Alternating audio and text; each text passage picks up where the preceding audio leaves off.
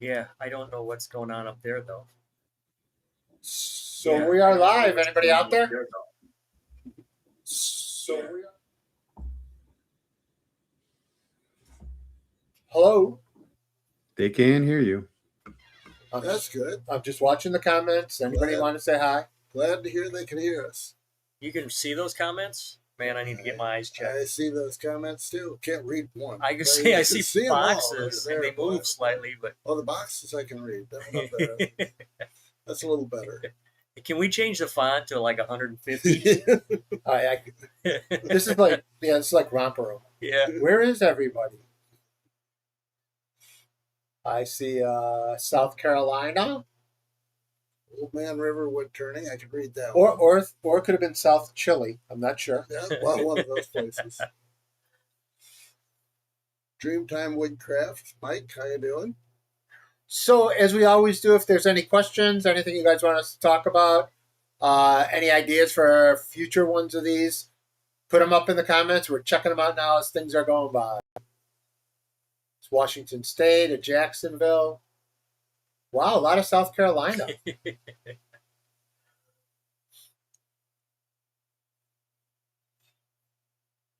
Hello, Mike. Who's got the worst weather? Right now it's about 40 degrees out here, 35 degrees out here. 37. Yeah. I think when I left the house this morning it said it was a possible high of 47. Yeah. Yep. But it was 28 when I left. So well, it's supposed to be really nice tomorrow. We'll get up in possibly as high as 60, and then the next day as low as 16. Well, I'm heading to St. Louis tomorrow, so if you didn't like perfect the weather, Wisconsin weather. Yeah, just wait. It'll get worse. This has been an amazing winter, though. We've had 60-degree days. You don't get 60-degree days in Wisconsin in the winter. Yeah. So this has been an unusual winter. That's when everybody got the flu, wasn't it? Yeah. Right. Just got a little warm and then cold again. Little snow, but not much. Yeah, I'm ready for spring. And we're right next to the lake, so if we don't get much snow, almost no one does. Yeah. We've been pretty fortunate this year driving back and forth. We didn't get a lot of bad weather. Yes, that's for sure. So far. Not like we've had in the past. We've had a few nights where we went to leave and there's 4 inches of snow on the car. Yeah. So. Nice shirts. Thank you, Terry. Ed goes all out for us. What do you think? Isn't that the truth?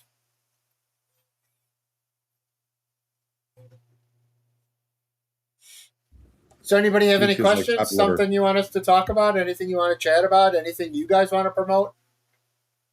How many people will I be seeing at the Midwest Pen Turners Gathering?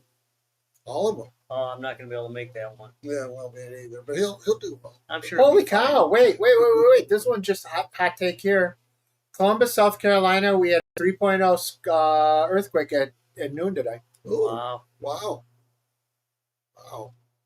Someone asks, John, did you get any big bucks this year since you took the entire month of November off? I did too. I hunted my butt off too. It was great sitting out in the snow and the cold and the wind and everything that I seen. I passed up, and the big guy that I was hoping to get this year broke his rack 2 weeks before I had the opportunity to shoot him.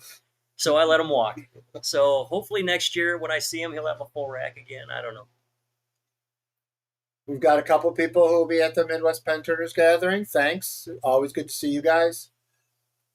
I think currently we're right on pace that we always are. So we normally draw between 300, 350, and I think the last time when I talked to Donna, we're at our current pace. We're at our normal pace. Good. John is interesting to watch doing his hunting because after we're finished with the session here, we will sit down in the other room and have something to nibble on and so forth. And at that point, John's phones start going off with all kinds of beautiful pictures of bucks that are walking around near his house. Yeah. So my trail cameras will send me pictures in lifetime. So as they pass by my tree stands, I get pictures of them just to remind me that I didn't go hunting. And usually, when I'm sitting here, they're going on. So. Also, I see Mania's bragging that it's 75 degrees in Houston. Wow. That's interesting. Well, apparently the TV didn't want us to read any of those chat comments because it just shut down. Can you see them on the other one? Oh, shoot. Let's try this again.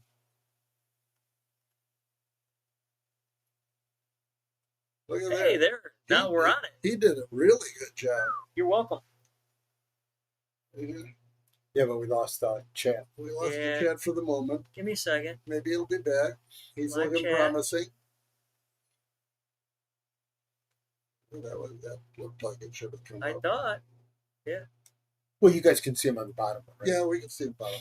Which is good because it makes it look like we're looking at the camera then too. Oh, is that the direction? That's why I like them up there because then I could look I up. agree and- with you.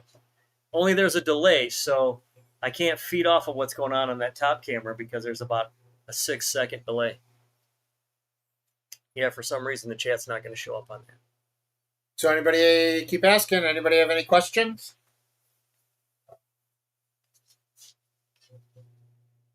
Yeah, temperature. Yeah. Perfect. Perfect. Oh, there they are. Good job, Mark. That's the least I can do, and that's what I'm known for doing. The least. Yeah, you took the words right out of my mouth. Yeah. And for those of you who understand the saga month after month, I decided today I'm driving. So if John wants a ride home, he's got to be a nice guy to me. That means I can sleep all the way home. Yeah. You sleep when I drive? No, who can sleep when you drive? Nobody. No. See the problem, Mark, is if you leave John behind, he picks up the phone and every cop on the way back to Illinois is looking for you.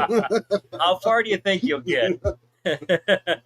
Hey, Dean, you put something up in front of the check. And there you go. So Scroller Bill says we need to start selling these smocks. You know what? On a serious note, if I did a smock like this for the MPG, would you guys be interested in them? We'd have to figure out what the price is. I mean, but I was thinking about doing, maybe doing something for the MPG, maybe even as a giveaway or as a prize that I'll put in the bar. Mm-hmm. You got one yes. That's Terry. With 3 exclamation points. Terry and Less interested, 2 exclamation points. oh yeah, only 2 from Scroller Bill. Guys are using my technique.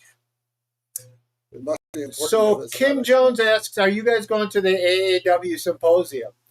Here's the answer, and guess what? It's going to be a plea for help. As always, I am going to the AAW Symposium. I actually work for the AAW at the Symposium. There will be a pen making part of the Symposium again, as always. Last year, we had about 300 people make pens at the event. So I will be running the event again this year in Raleigh, North Carolina, and the pen making part will be all day Friday and all day Saturday. If you come, you can make a pen. It's going to cost you whatever the component set is, which is about $10, and you will have someone there to watch over you. I'll be there the whole time. And the nice part about it is we've already prepared the blanks for you. You're simply going to pay for the component set. So if anybody is interested, so you got a couple people interested in the smocks. If anybody is interested in helping out, can they use sales? Is that okay? If they want to? Sure. If you're interested in helping me out and you're going to the event, send an email to sales@exoticblanks.com and they'll send it to me and they'll forward it on. But yes, I am always looking for help.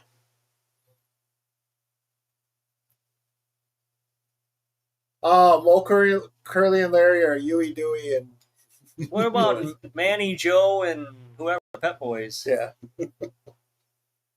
I like to go with, this will be a little bit older for you guys, Hard Rock Coco and Joe.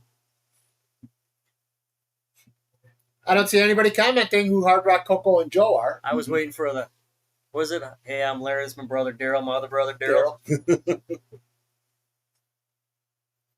So we still got a couple more minutes if anybody has any questions. I'm glad So somebody brought up Larry Terry, Daryl. yeah, I see your comment there, Terry. We are back. So if you were there last year, we had a little bit of a problem last minute. They moved us out into another place. We're back in the full hotel. It looks gorgeous. They've remodeled the entire thing. So we promise you, we will be ready for you.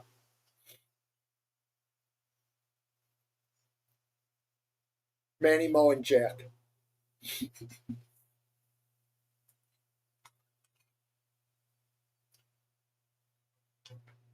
I mean, I guess that's a lot nicer than some of the names I've been called over the years. So I'll answer to any So of the those. question comes up: when I use glue boost, I sometimes get a white streak. Dean, can you go back? Okay, I'll read on the other one. Yep. I sometimes get a white streak. Why is that? Then sometimes have to sand the blank back to redo it. So the white streak is typically, I'm going to be completely transparent and honest with you. I've never had it at the house. Have you ever had any where they do? Now Because I it's have, Blue Boost, but I've heard. I'm assuming if there's any oils on the surface of the wood that might cause it, or moisture, Moisture is going to be Or- the only thing I can think or of. maybe too much accelerator. Too close to it. Yeah. Spraying too close. Yeah, to okay, it. so that would be it. So I don't know if you heard the comments. I honestly, I don't have that problem, but I'm not saying that you don't. You know, it's always based on environmental conditions and where we're at. But I have in with general, with other glues, ones, I've had. and primarily when I used the pump accelerator because it was just too much coming out in more of a liquid form Yeah. than a mist. Try moving your accelerator back a little bit further when you spray it. Don't be as close, maybe 12 inches. And I always say spritz.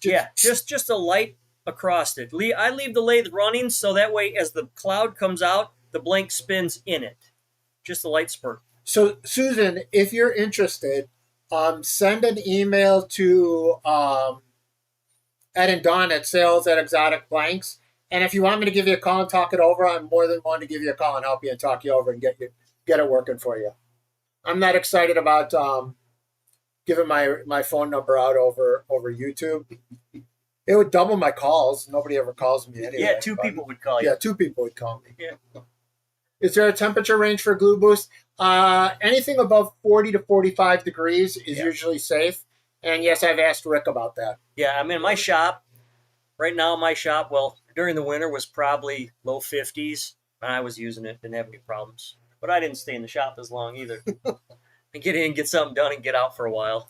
Saving my funds to go to the Worldwide Turner's Level Up September 17th through in Washington, Wisconsin Rapids. I have no idea what that is, so I'll definitely be checking that out. Wisconsin Rapids. I have no idea. Yeah, Harold, I agree with you. I've seen people who are use it like it is Yes. Rust-Oleum. Like they're painting with it. Yeah. So when we're talking about RPM speed, this is where we differ. I do mine completely with the lathe off, and I'm just rotating mine by hand. But I use more accelerator when I do that. I find myself, I turn it, spray it, turn it, spray it, turn it, spray it. Where if I leave it running, I only spray it once. See, I just and then rotate it about 180 and I'm done. Yeah. And I'm telling you, it is barely a touch. I literally turn it on around 700, 700, very slow, and then just spray it once. Realize at 600 RPM, your blank is turning 10 revolutions per second. So when you come back and think about it, you recognize that if you spritz, it has turned 10 revolutions while you did that spritz. So, you basically, it is a very easy way to save product. And I don't argue with Mark. Whatever way you choose to do it is your prerogative. Yeah, I mean, if it works for you, go with it. Yeah. Right. But yeah, that's one thing that I've always thought about is I can't turn it that fast with my hand, and that's slow speed when you're working on the lathe. So just a few things to consider. All right, so Susan said she'll try to get in touch. And yeah, if you do sales at Exotic Blanks, they clearly know how to get in touch with me. What speed for sanding and polishing and finishing? So for me, it's under 1,000. It's probably in the 600 to 800 range, but I might be on the fast side. But So honestly, when I sand, I'm probably a little faster than that. I'm probably around 1,000 to 1,200, sometimes even 1,500, depending on the grit. If I'm using a fine grit, I might have the lathe going a little bit faster because I'm not putting a lot of pressure. I'm lightly touching it. But then I like to I'll take 4-aught steel wool, turn the lathe on high, and then I'll go across it to remove any sanding scratches before I apply my finish. yeah, I use 4-aught steel wool all the time. Just make sure you wipe it off real good. But so then when you apply the glue, you want to turn the lathe down, which is, 500, 600, maybe even less if it's splattering on you. And then when I sand the glue, I turn it up again. So it just, it's honing that process, right? You just kind of experiment and see what works best for you. If you feel like the blank's getting too hot when you're starting to sand, turn it down a little bit. If you don't feel like you're making much progress, turn it up a little. So Dean, we actually did it last month with John. John did someone asked, will there be a casting video? And we did that last month with you. Mm-hmm. Yeah, there's actually, look back prior in the, go to the Exotic Blanks YouTube channel and click on the live and you'll be able to find it there. And if you wanted another commercial, if you go to 10 Minutes to Better Penmaking on YouTube, John did a cameo appearance on my channel and did an entire video for me. And then you have your own channel on YouTube, and you cover a lot of them. Yeah, and I got more to come. It's just, it takes so long to edit a video and get it done. It's fun to shoot, but I tend to reshoot it and reshoot it and reshoot it. So, But when they're done, they're really good. Yours are fun to watch. I like to add a little humor once in a while. They're fun to watch too. Two you do very well with. So Deep Bitter says, what about using a handful of sawdust to sand the finish? You know, I know that's an old wood turner's tradition. And it's great with the oil and stuff. Yeah, I don't do it. But with the problem is with the glue finish, especially with Glue Boost, it's harder than the surface of the wood. So it would be hard to really get much result out of it. Now, if you're just looking to knock a shine down, I wouldn't be afraid to do that. If you don't want a high shine wood pen, take a handful of sawdust and rub it into your finish with the lathe on high. That might knock the shine down a little bit. All right, so we're getting close to... it's 6:02. It's 6:02. 2:06. Well, the rest is Ed, so good luck to you, buddy. We'll see you. It's been good. Hey, good thing is we'll be home by 7:30. Yeah. Maybe Let us know how it goes. So 7:30 what day? It's 6 o'clock, so let's get started. First of all, as always, I want to thank Dean for his contribution, keeping all this stuff working for us. And it amazes me, if you saw the amount of things that he does at one time, you'd just be astonished. It's hard to find a good producer, but we got one. Really, so really You know, appreciate in all sincerity, considering I think we've been doing this maybe 3 years now. About that. And if you remember how we started it with a Zoom call 3 years ago to where we are with the production and multi-cameras and a dedicated person on the background. There's like cables and lines and everything and cameras everywhere now in front of us. We got 3 screens and monitors and see all the digital readout over here going on. And all that's being controlled by Dean. So we don't have to do anything except sit here and look intelligent. And I wiped it all out with the slip of one switch earlier, so now I know not to touch anything. About 5 minutes before we went live. Yeah. Oops. Oh well. So yes, thanks Dean as always, and thanks to the two guys on my left and right. They drive a long way to be here, and although we have a good time during the course of the day, it still is. I appreciate the efforts that they make to be here and to share their knowledge with you all. The whole concept behind this was to get the three of us together and talk about things that we do routinely that aren't necessarily routine to everyone. And that's kind of how tonight started. I frequently get emails and other kinds of communication from customers. And presently we're getting some help from Dean with that. He's got the chat that's now on our website. So for those of you who haven't seen it, if you look at exotics today as opposed to a couple of weeks ago, in the lower right-hand corner, there is a chat. And that's actually Dean manning that and answering questions for people who are asking on the spot. It has done a good deal toward taking away the telephone issues, and we really appreciate Dean getting involved in that. But by the same token, the information you're getting is very good. He's very professional, and he's been doing this a long time also. So that's a little bit of an addition that we hope will make our customer service even better. We get a lot of compliments on customer service, and we thank all of you who tell us about it. But besides that, we continue to think, well, what else can we do? And that's kind of how this all got born for tonight. We're looking at what do we do, what do the three of us do routinely, and how can we bring that to you and kind of try to get all the different tips and tricks together in one location at one time. So format tonight is going to be kind of casual. Essentially, we're just going to shoot the breeze, if you want to call it that. We do have outlines as to what we hope to cover, and so it's not going to be completely off the cuff. But by the same token, most of this will be information that we're putting out there and hoping that it will bring you to questions. And that way we can take whatever questions you have and challenge Dean as usual, but be able to keep the questions under control. So that's the idea of the format. And I think that you'll find that it's pretty simple.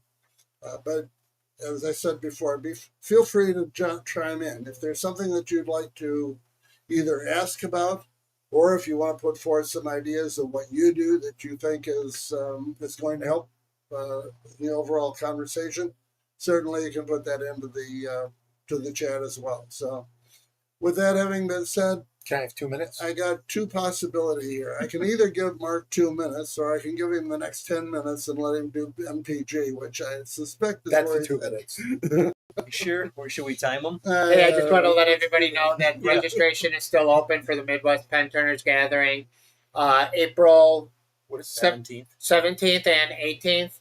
It's in Hoffman Estates, Illinois. The cool part about it is we have kept our prices low. It's only $59 to get in, and that'll include any sons and daughters and spouses that you want to bring to the event. We have 14 great demonstrations, and if you want to take a look at them, they're on MidwestPenTurnersGathering.com, and take a look at all the different demonstrations we've got. We've gone back, in the past we've been asked a couple times to include some other turning, so I know we've got some other turning stuff in there. I know John is doing one on casting. I know Dean is doing one. We've got one coming in on pyrography. So we've got a lot of great events. It's only $59 if you register now. There is a possibility to get a dinner. So dinner on Friday night is available, but it's a fantastic event. We generally average about 300 to 350 people at it. So if you get a chance, come on out. If you have questions about it, throw it in the questions, throw it to sales at Exotic Blanks, or go on the Midwest Pen Turners Gathering. There's a bar on top, and there's a place to ask questions on it. Give yourself a chance. Now, if you think 14 demonstrations is a lot of fun, check out the vendor page. We've got some spectacular vendors. I know Ed has always been an anchor vendor of ours, and I hate to do this because I don't want to forget anybody that I know that. And so, John, please help me out on this one. But Easywood Wood Turning Tools is going to be there. P-Town Zombie is going to be there. Batavia Hardwoods are going to be there.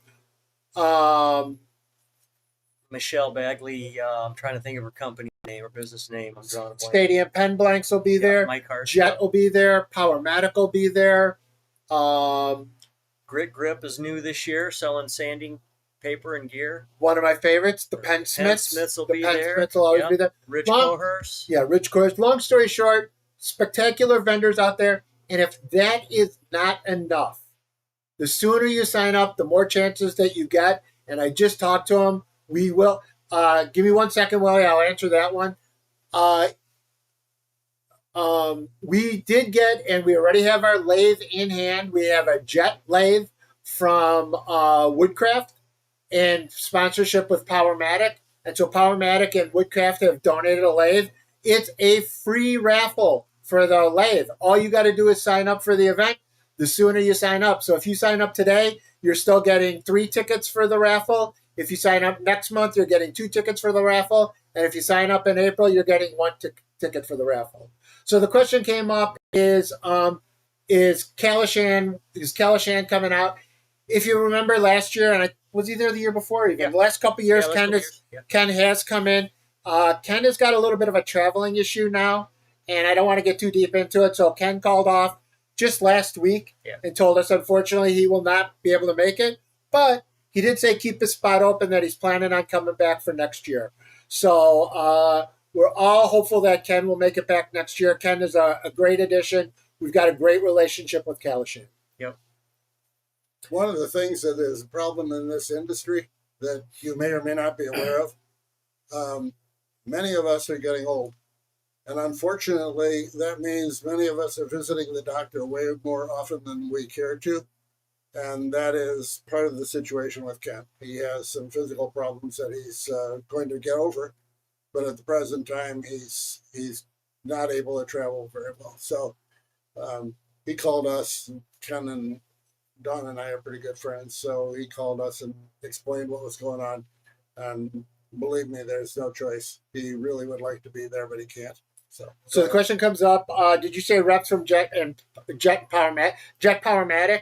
Last year, the rep was out there with us the entire time. I know that we've got an open offer to him, and he's still planning on coming out. Woodcraft will be there representing Jet and Powermatic, but yeah, Jet and Powermatic will. The intention is that they will be there. So, and I see someone just purchased a Jet lathe. Sounds great. So, and if you get a chance, if you go into the AAW, and I'll talk about that later this summer, that's also a great place to meet Jet Powermatic. Yeah. So I've got some great friends out from Jet Powermatic, and we'd love to see you out there for that event too. So I think we've answered all the questions. I think we've talked about the MPG. I know Ed is going to let me do a commercial later on. So let's get to the topic at hand, and let's start talking about pen making. Go ahead. You're doing great. Keep going. No, I mean, and so you want to start with Yeah, let's take your blank that we're toying around with and show how you're going to cut it and so forth. That's where you start. Essentially, go ahead. Pick out the blank and or pick out the kit. Right. And that's where we're starting this. Your way of doing it. Well, I know for me, it really depends on what the purpose of the pen is. If I'm creating something for a donation, oftentimes I'll first select the style of pen I'm going to make. And then based on the platings, I'll look at what blanks I have. Or maybe I'll select then the blanks that I want to put on the pen, but I want to make sure I match the proper plating to that style of pen. So there's a lot that goes back and forth. Now, if you've got a blank that's screaming out, hey, turn me, then I'm going to look for the best possible blank to accent everything that's going on with the character of that. So... there's it's a subtle thing, right? But there's another thing that I definitely want to talk about. I know, Ed, this is just completely transparent. I know you carry a lot of component sets out there. Only 2,600. Right. But there are clearly some component sets that I stay away from. I'm not going to talk about, but I want people to understand that, one thing that it just drives me nuts when I'm on Facebook. And one of the big questions you'd always get is, who's got the cheapest slimline? Who's got the cheapest cigar? And I'll tell you, they're not all made the same. Yeah, they're not all made the same. I know when I started years ago, I was making pens, taking them to work, and giving them to office people. And I learned real quick that they're not all made the same. Some platings don't hold up as long as others, and you don't want to buy something because it's cheaper in price. You want to find the pen sets that you like. If you want to experiment and play with new ones that come out, that's great.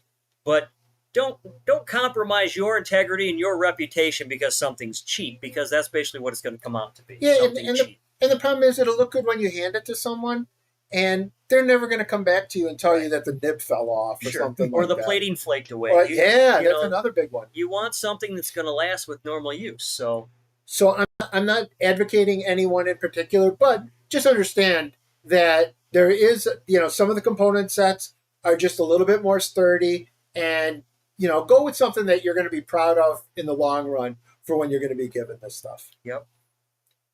Yeah, and again, when it comes to selecting the blank, like someone else had posted up there, they tend to kind of stew on it a while. I'll do that. I'll have 4 or 5 blanks on the workbench, and I'm just maybe trying to figure out which one I'm really going to work with. I'll have the component sets laid out there to just kind of see which one looks best with the plating.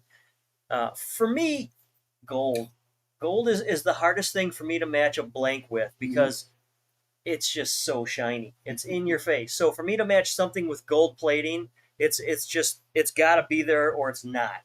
And there's some colors that, I like yellow with gold, some of the other ones. But the problem with that is you also get into a real close thing. So a couple of people did point out the exact same thing. Handcrafted, so don't cheap out. Another one, I love this one because I was going to actually talk about this by JP that says he started with a slim line and now he won't go back to that. I was actually going to talk about that here. I know everybody tells you when you're first starting out to start out with a slim line. I would tell you I advocate against that. The Yes. slim line, when you're turning it, you get down to such little meat left on the component set when you're doing it. I always tell people to start with a 2764, Exactly. like right. a Diamond Neural, a Yep. Sierra, any in those range. Yep. I know you said a cigar pen is also a very good favorite of yours. Yeah, I mean, I started out with, obviously, I started out with Slims because I didn't know any, but Yeah, and so did know I. any Yep. different, and it was affordable. But now that I know what I do, I would definitely recommend people starting out with a single barrel pen before they do anything else. A single barrel with both ends the same diameter Sure. is really an easy pen to turn. Yeah. And it eliminates a lot of the things that you can do wrong. So, Yep. if you're looking for something to start with, it's a great place to start. Used to be that they were pretty expensive. Today, it's another one of those areas where you have an awful lot of choices. The Sierra was very successful by Berea. As a result of that, everybody and their brother knocked it off, including me. Sure. Well, to me, I feel So- like Sierra has become the generic term for Exactly. a single. Like Kleenex. Exactly. Yeah. It's just Sierra. So let me just, if it's okay to Yeah, pause and say something. So I do a lot of sales, right? And I'm in my booth and stuff like that. And people will constantly come in and they'll be looking at my stuff. And, once every couple weeks or whatever, someone will say, boy, your pens are very expensive. Just like you referred to some. I just correct them, like I will say now. Mhm. They're not expensive, they're valuable. Mm-hmm. Yeah. And Mhm. so the component set that you're using is valuable. And it's an important part of what we're doing. Well, we're dealing with people that get their pens from the bank. You walk in, there's a bucket of them, they grab one, stick it in their pocket. So they don't understand the value of a pen. And it's something that gets thrown around the car, the back pocket, the shop, whatever. So to try to introduce somebody into a handmade pen, it can be difficult. So, all right. So I want to talk a little bit about how I do my layout on here, and then we'll talk about. We'll just go to the next step. So let's see if I should do it. You got a camera there. Yeah, I'll do it. I'll do it. Ian, can you switch to the other camera? And I'll do it backwards. I know a few people were, while you're setting yours up, Yep. you were talking about, the Sierras that they like. One of the things that I regret is when I give someone a Sierra and it comes back and they've decided to play with it or change the ink and they push the transmission up the body of that pen. And then you've got to try to fish the transmission out and put it all back together for them. The Diamond Neural I like because the nib unscrews and they never have to touch the transmission.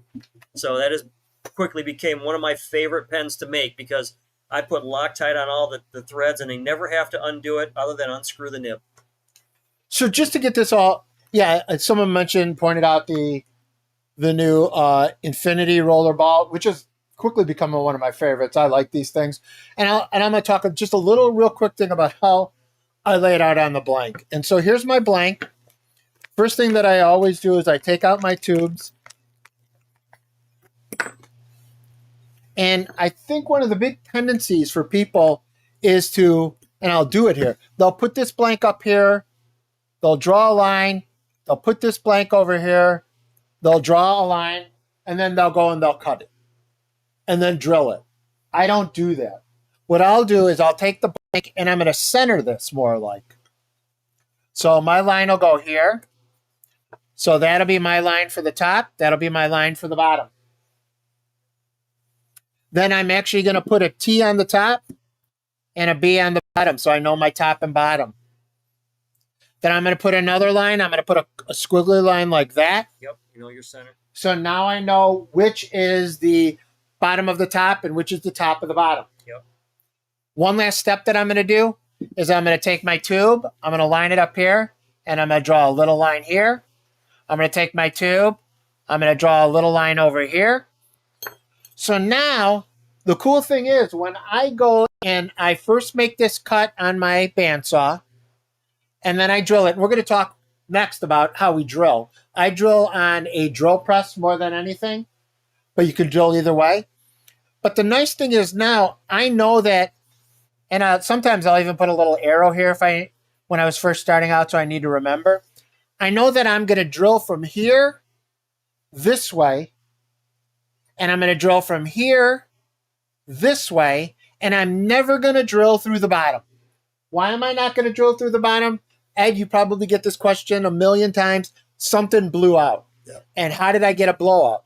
Well, if I don't drill through the bottom and I know that I've got all this extra meat here and I get my drill to just finish off down here, then what I'm going to do is I'm going to go back to my bandsaw. I'm going to go back to my sanding disc and I'm going to sand that off and I'm going to be completely fine.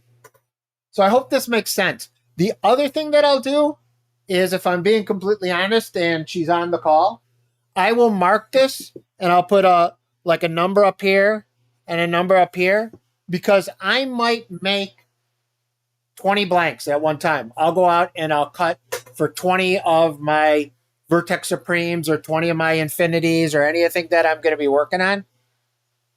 I'll lay them all out, and then that line, that number, reminds me which two pieces go together. So if I have two yellow ones or I've got two green ones or something like that, and I simply use a cookie sheet and I put them all out there, and then we'll get into this next, but my wife will actually do all the gluing and the painting and everything else. But if there's any questions on layout, are you going to talk about this? Yep.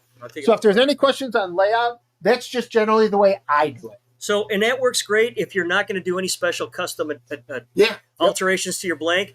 But if you're going to make a finial or a center band or add a little something extra to your pen, then what I do is basically where he started out. I'm going to put my bottom tube basically at the bottom. I'm going to allow for, well, there we go. Here's the side we didn't write it. I'm basically going to come in here about 1/8 of an inch up, and I'm going to make my mark another 1/8 of an inch above it. That's my bottom. Now, if I want a center band to match what's going on, if there's a lot of grain and I want that custom center band to continue the grain orientation, then I'm going to center this top tube in here and then basically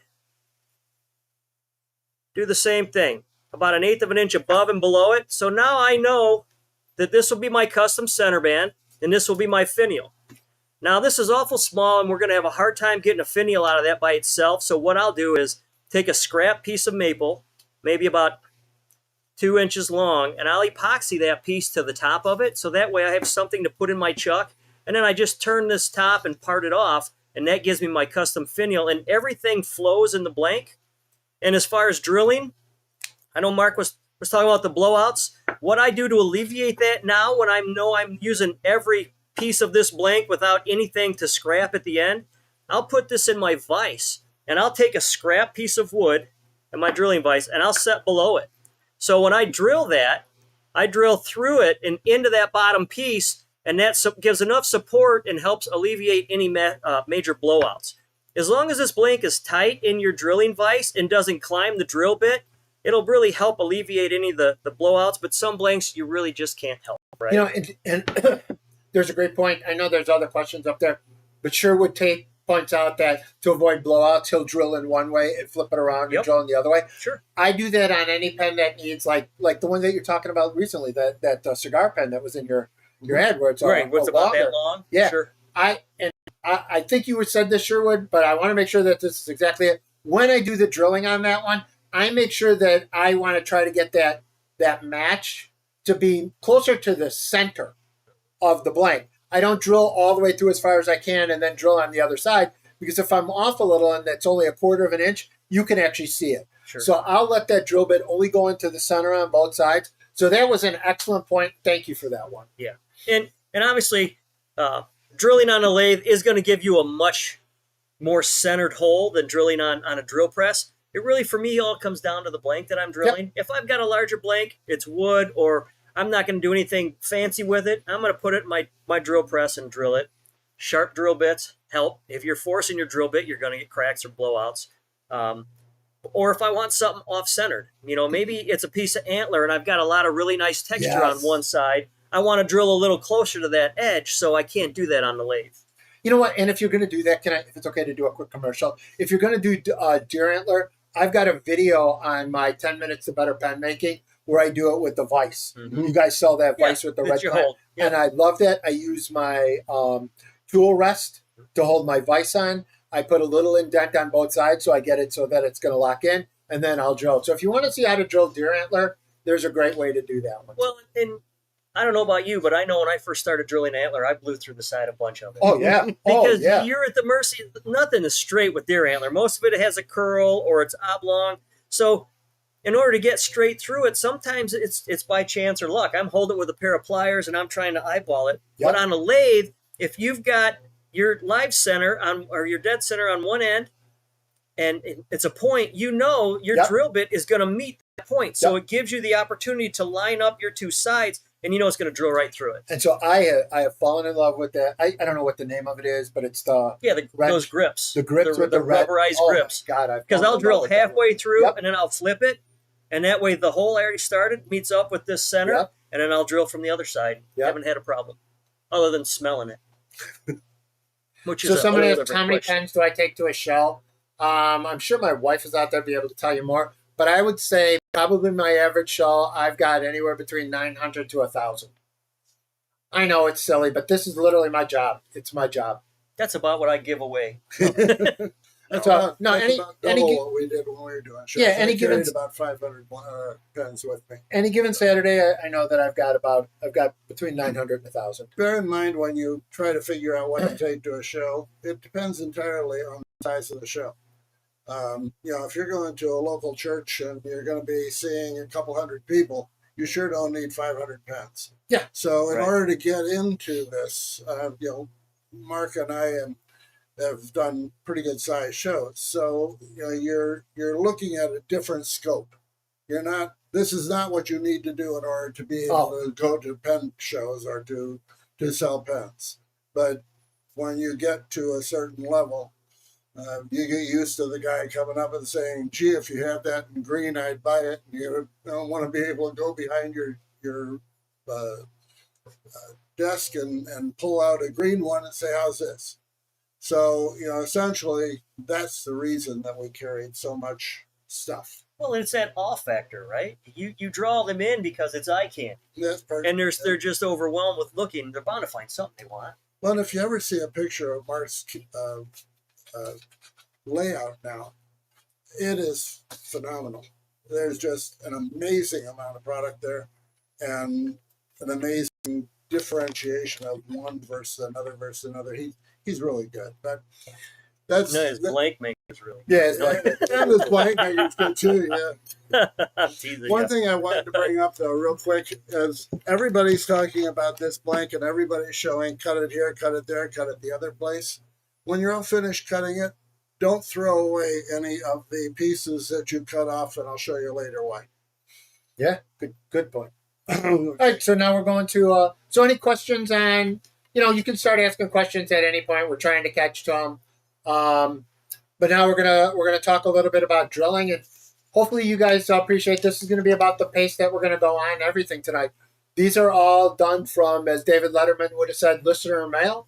So we've got a whole bunch of mail that Ed and Dawn corralled for us, and some of the stuff is questions when I'm on Facebook and I'm watching the pen turning sites. Are questions that I see. I know that I'm on Pen Turning and Learning and Pen Turning and a couple of those. There's a couple really good sites that I enjoy watching and interacting with people on. How's he getting any work done?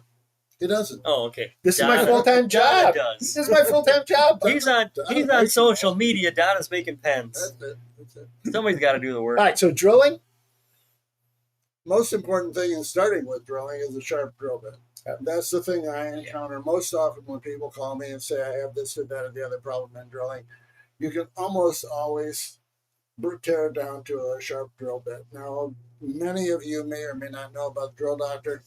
I don't think we even sell it, but I will tell you that it's one of the tools that I consider really important. For I have one. making. I use it everybody all has the one. time. I've ruined a few good drill bits on. Yeah, I have. Yeah, When there's I a was learning first curve. starting- Yeah, the learning Yeah. curve is a little tough. Yeah, Well, there's a CD that comes with it, yeah.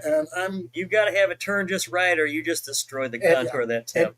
And no disrespect, to have a DVD player nowadays, sometimes it's Probably not not gonna necessary. happen. to stick Okay, by. well, but yeah, that's the first thing. If you have a nice sharp bit, when you drill with a sharp bit, you will get ribbons out of the item you're drilling. So how can you tell if it's working? If you're getting ribbons, it's the same as turning. If you're getting ribbons, you're probably doing it right.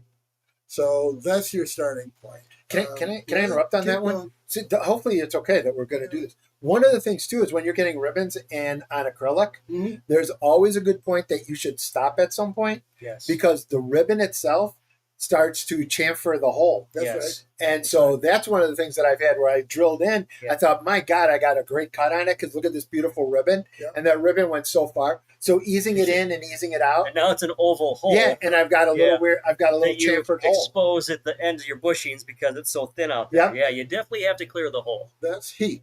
Yes. Yeah. That's the whole Yep. bottom line there is heat. And the thing is that if you do things that will generate heat, you're generating friction. When you cut something, you don't generate friction. So Right. the difficulty that you're running into is not that there's something wrong with the material or any of the rest of that. It is that you're not cutting. And if you then go back and determine why am I not cutting, you will resolve an awful lot of your problems before they turn into big problems. If you have heat and you have plastic, it will melt. And I've only turned several tens of thousands of plastic pieces. So trust me, I've melted more than a few. Yeah. Yeah, and But you'll know it when you turn them. Yeah, that's right. And you'll know it when it gets stuck in there and you can't get it out. That's Right. another clue that it got a little warm. Yeah. So, make sure when, go ahead. Or So- you find yourself filling the gap around the tube between the blank with epoxy because Yeah. you realize it's too big. Well, don't do that. Yeah. If you make a hole that's too big, scrap that one and Yes. start over. No, Because you know what you do? You know what you Use do? the next We'll use for a bigger larger pen. Looking for a larger pen. Yeah, that's Yeah, true too. look for a larger. So Mike says he's only been at it for 6 months. Is there a pill for this addiction? Trust me, it's just going to get worse. Yes. Watch the comments that come up on the side. It is going to get worse. It's just too much fun. Well, Paul? there's so many aspects to it. You get involved in it. You start with, I'm having a real good time turning pens. If you give away a few or if you sell a few, suddenly people are telling you, wow, I can't imagine how you do that. And so next step is, I'm going to try a different kind of a pen. Then you get people asking you how to do it or asking you to make this or that other thing. So again, it's a snowball. Yep. And when you get really into it, then we start talking to you about doing casting. And then if that doesn't work, we talk about how to stabilize wood. And it's an addiction to creativity. Yeah. that's right. It really is. So another question that came up is brad point bit versus jobber bit. 90% of the time I'm using a jobber bit. Yeah. I like jobber bits or V bits or whatever you want to call them. Jobber bits I love for doing with any of my acrylics, any of that kind of stuff. The one time that I do use a brad point bit, and I've talked about this in the past, is when I'm doing a segmented blank and it's a proportional segment where it's got a stripe in the middle or something like that. I like a brad point. Yeah, I will use a brad point on that. I also use a brad point on antler because I feel I can be more precise. Okay. No drifting. And no, I don't know of anything that will sharpen a No. brad No. point bit.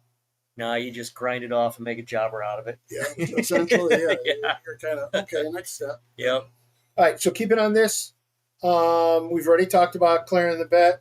Okay, so here's one thing that I advocate. If I'm doing an acrylic and I'm planning on painting, and we're going to get into that in a little bit of a time, I'll drill for my 7mm, I'll drill at 9/32 to give me a little bit of room for my paint. And John and I talked about this on the way up. We'll talk about it when we get to painting. We have 2 different techniques on it, but for me, that's what I do. All the other ones I find I'm fine, where I'm painting a 10mm or a 10.5 or 12.5. I'm usually fine with it. Paint color reference stick. So I know that. I'll talk about that in a minute. Well, let's talk about options as far as drilling because we've Yep. talked about on a drill press, which probably 90% of what I do is on the drill press also. But here's my problem with the drill press is if you don't have a drilling vise or some way to stabilize that, now you've got something wandering while you're trying to drill through it. So it can essentially cause you some problems. Nothing is more precise, I think, than drilling on the lathe.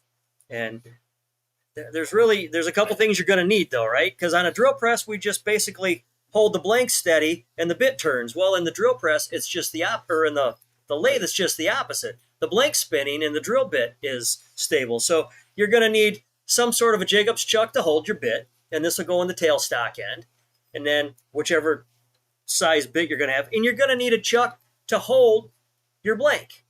I prefer a 2-jaw chuck, a drilling chuck. It's a little bit longer, and if it's 2 jaws, it allows me to put something in there that isn't perfectly square or perfectly round. I can put something oblong in there, something out of whack, and I can, if it's square, you're gonna hit your corners and it's gonna hold it, right? And then this is gonna turn while you drill into it.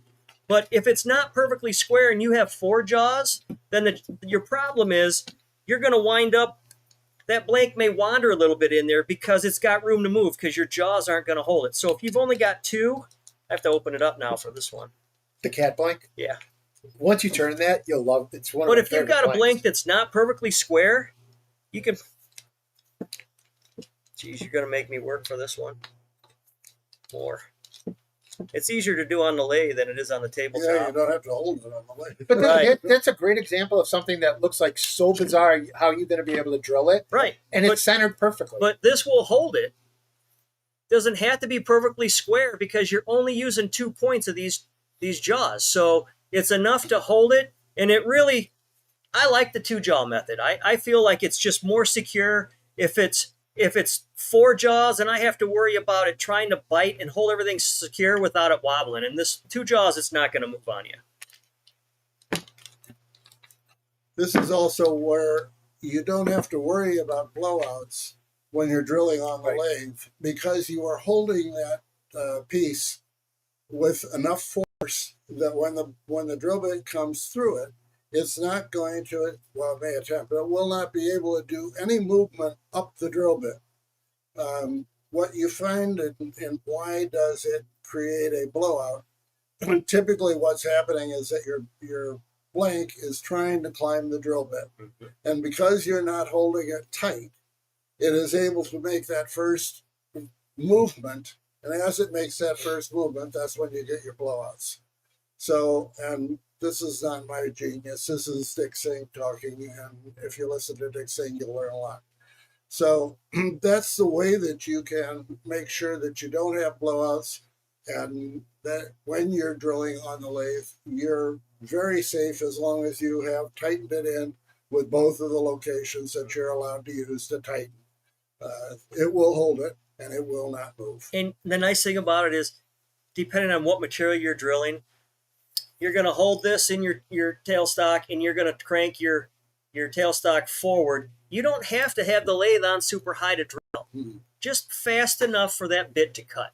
If you're spinning too fast, you're going to generate too much heat. You're going to start melting things. You're going to have to clear the hole I like to clear the hole every quarter to half an inch. In other words, anything inside of that hole may start to smoke a little bit and you don't want to start a fire. So, it's... So I hate to do this. I'm trying to keep pace. Yes. So a couple questions that came up. Is there any, so I'll get to this one. Sherwood, we'll talk about this in a minute. Is there any good reason not to use a belt sander to round off your blank? There's not. No, you can use use the belt sander. Yeah. I've done it a million times. You'll just find the more you turn, it's faster to do it right on the lathe. But there are certain blanks Yeah, that you come- should. that come The ones that come pre-chipped for you. pre-chipped. Yeah.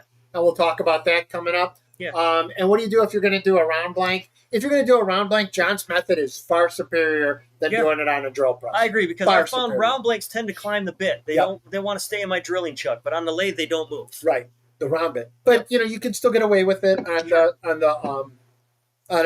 drill. Yeah, you just have to have it tightened in The only- pretty good. So I The think only we covered comment I would everything. like to add to the belt sander, Sure. watch out for heat. Yep. Heat's bad with some of our blanks. Yep. He's bad with almost anything in gun turning and in any other kind of turning. Yeah. You should not be generating heat. You should be doing things that are cutting. All of our tools are designed to cut. None of them are designed to beat up the product that we're working on. And that's what we see with some of the complaints that we get. You clearly didn't have a sharp tool or didn't know how to present it to the pen.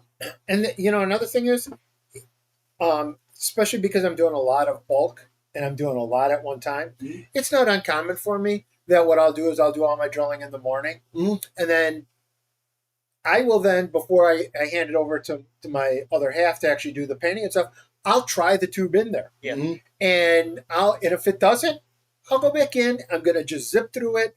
It's great to do it at that point because I still have everything set up and everything's gonna be perfect. I know that I can get it to zip up in there. One thing though that I want to talk about, go ahead, John. Periodically, I'll actually take some WD-40 and a paper towel and just spray it and then go over the flutes of my drill bit. And it just kind of helps keep it cool and move the shavings off of it as I'm using it. It just kind of cleans it up a little bit. And drilling also should depend on the material you're drilling. Another one of the things that we run into often, people calling and saying, well, I used exactly what it said on the instructions. The instructions are suggestions. If you're using a wet wood and you drill a 27/64 hole, you will get that hole the size that the drill bit says. And immediately when you retract the drill bit, that hole will start to close because a wet wood is going to close around itself. So if you're doing wet wood, you want a different size drill bit than if you're doing an acrylic. Acrylics don't move. Once you got it drilled, that hole is going to stay that same size. So understand when you're looking at this stuff, one of the things I propose to people all the time, forget the instructions. Take the drill bit, the tube that you're trying to accommodate, measure it with a caliper. Once you find out what the actual measurement of the tube is, for example, on a regular two-part pen junior series, it's 0.40 for the bottom tube.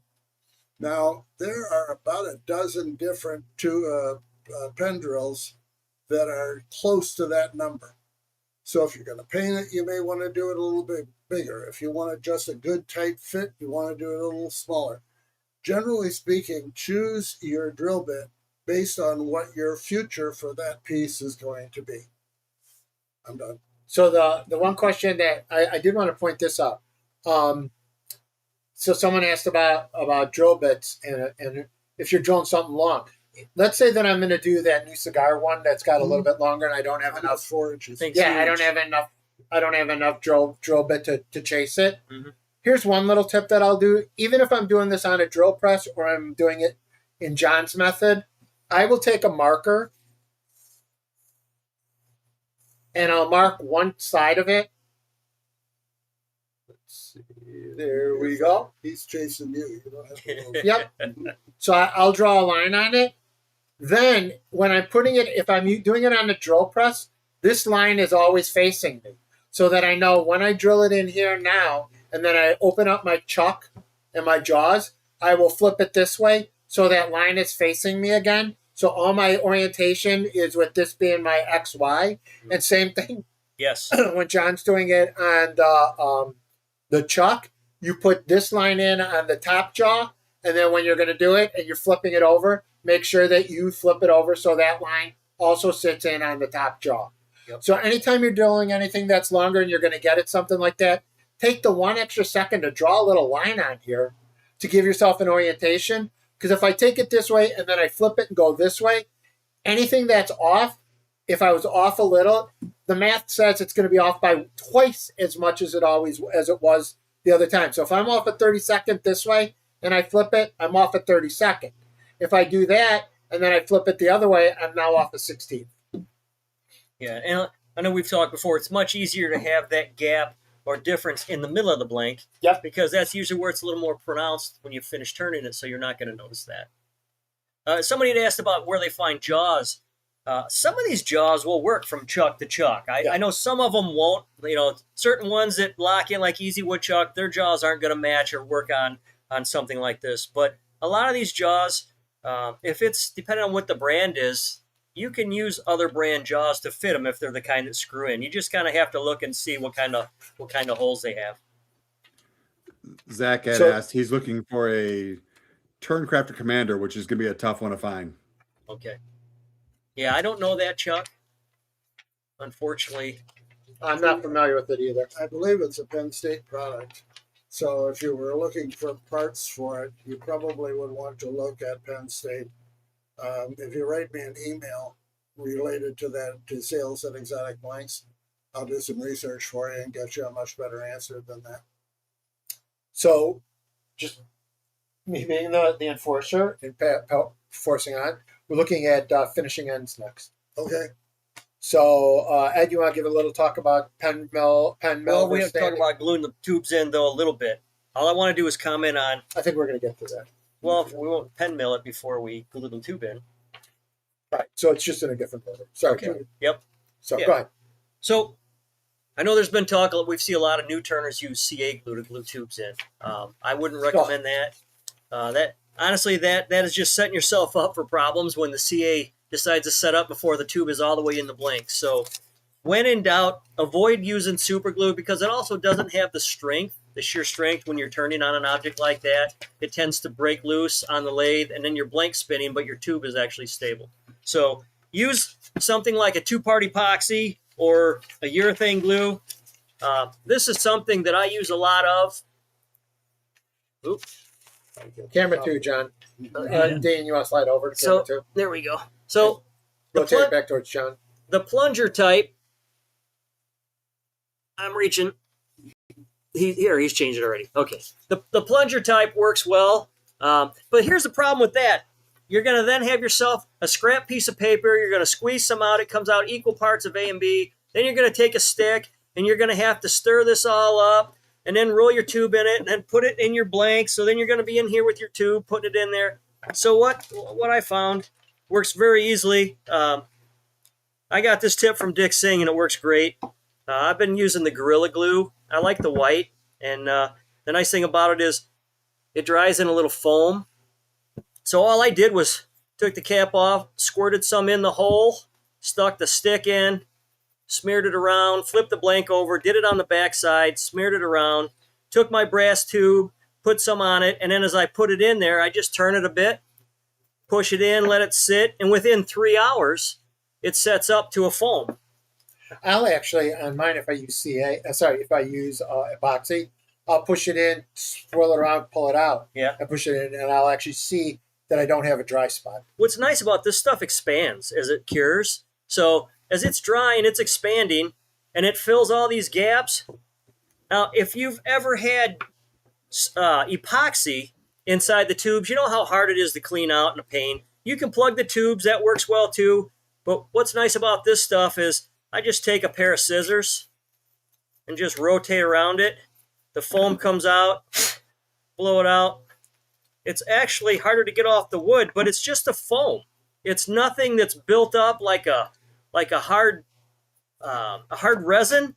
So you're dealing with just soft foam that you can take a knife and scrape out or whatever. And I did that to this before I got here. And this is a pair of scissors, roll it around in there, a pocket knife, whatever. You can just clean it right out. There's very little work to it. Would you recommend that same glue for acrylics? I would. I've never had any issues with it. Unfortunately, most of the acrylics I turn are clear cast or tube on cast. But when I'm gluing tubes in now, I like this. And this setup, I was able to actually clean it off after 3 hours. So it was very easy to use. So on that push the tube So- out, that used to be the thing they talked about with any kind of foaming glue, that it would push the tube out. So I did both of these, and I probably had 1/8 of an inch Okay. on each end. I centered the tube, and I just set it down. Now I was in the shop, and I would look at it to see how it was setting up, but it didn't move the tube at all. Okay. Interesting. So If I- New if I could- formulations. Go ahead.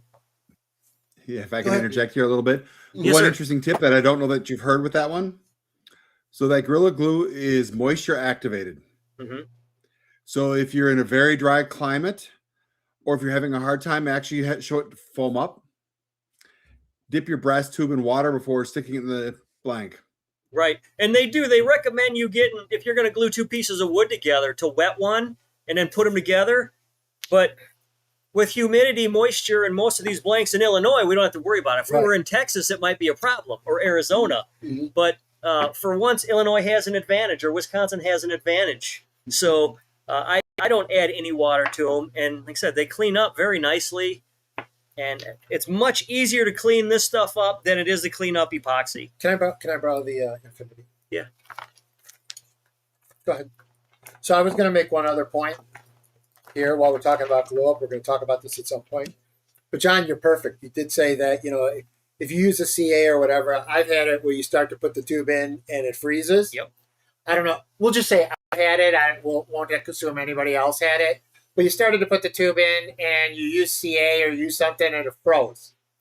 And everybody goes, well, I throw the thing in the garbage. Don't.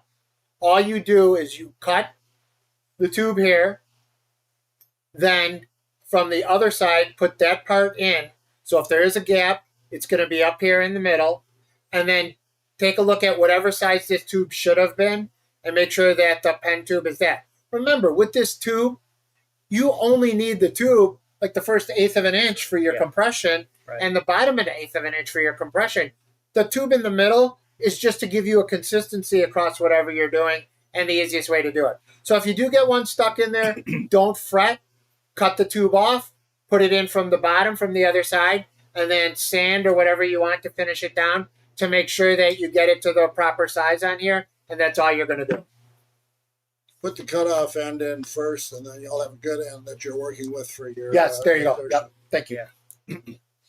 And some tubes are forgiving, so it leaves that little wiggle room that if you accidentally sand too much off, you're okay. Yeah. So, you know, the width of a cut probably isn't going to be that big of a deal. Cigar pens are not. That's a matter of what other ones kind are of you? pen you're working with. Yep. Anytime you look at pens, understand that all pens are created with one constant. The only thing they're absolutely sure of all the time is the length of the refill. So when you look at how the pen is designed, all of them are going to have the same amount of distance from the transmission to the end of the pen, because it has to be the same for that refill.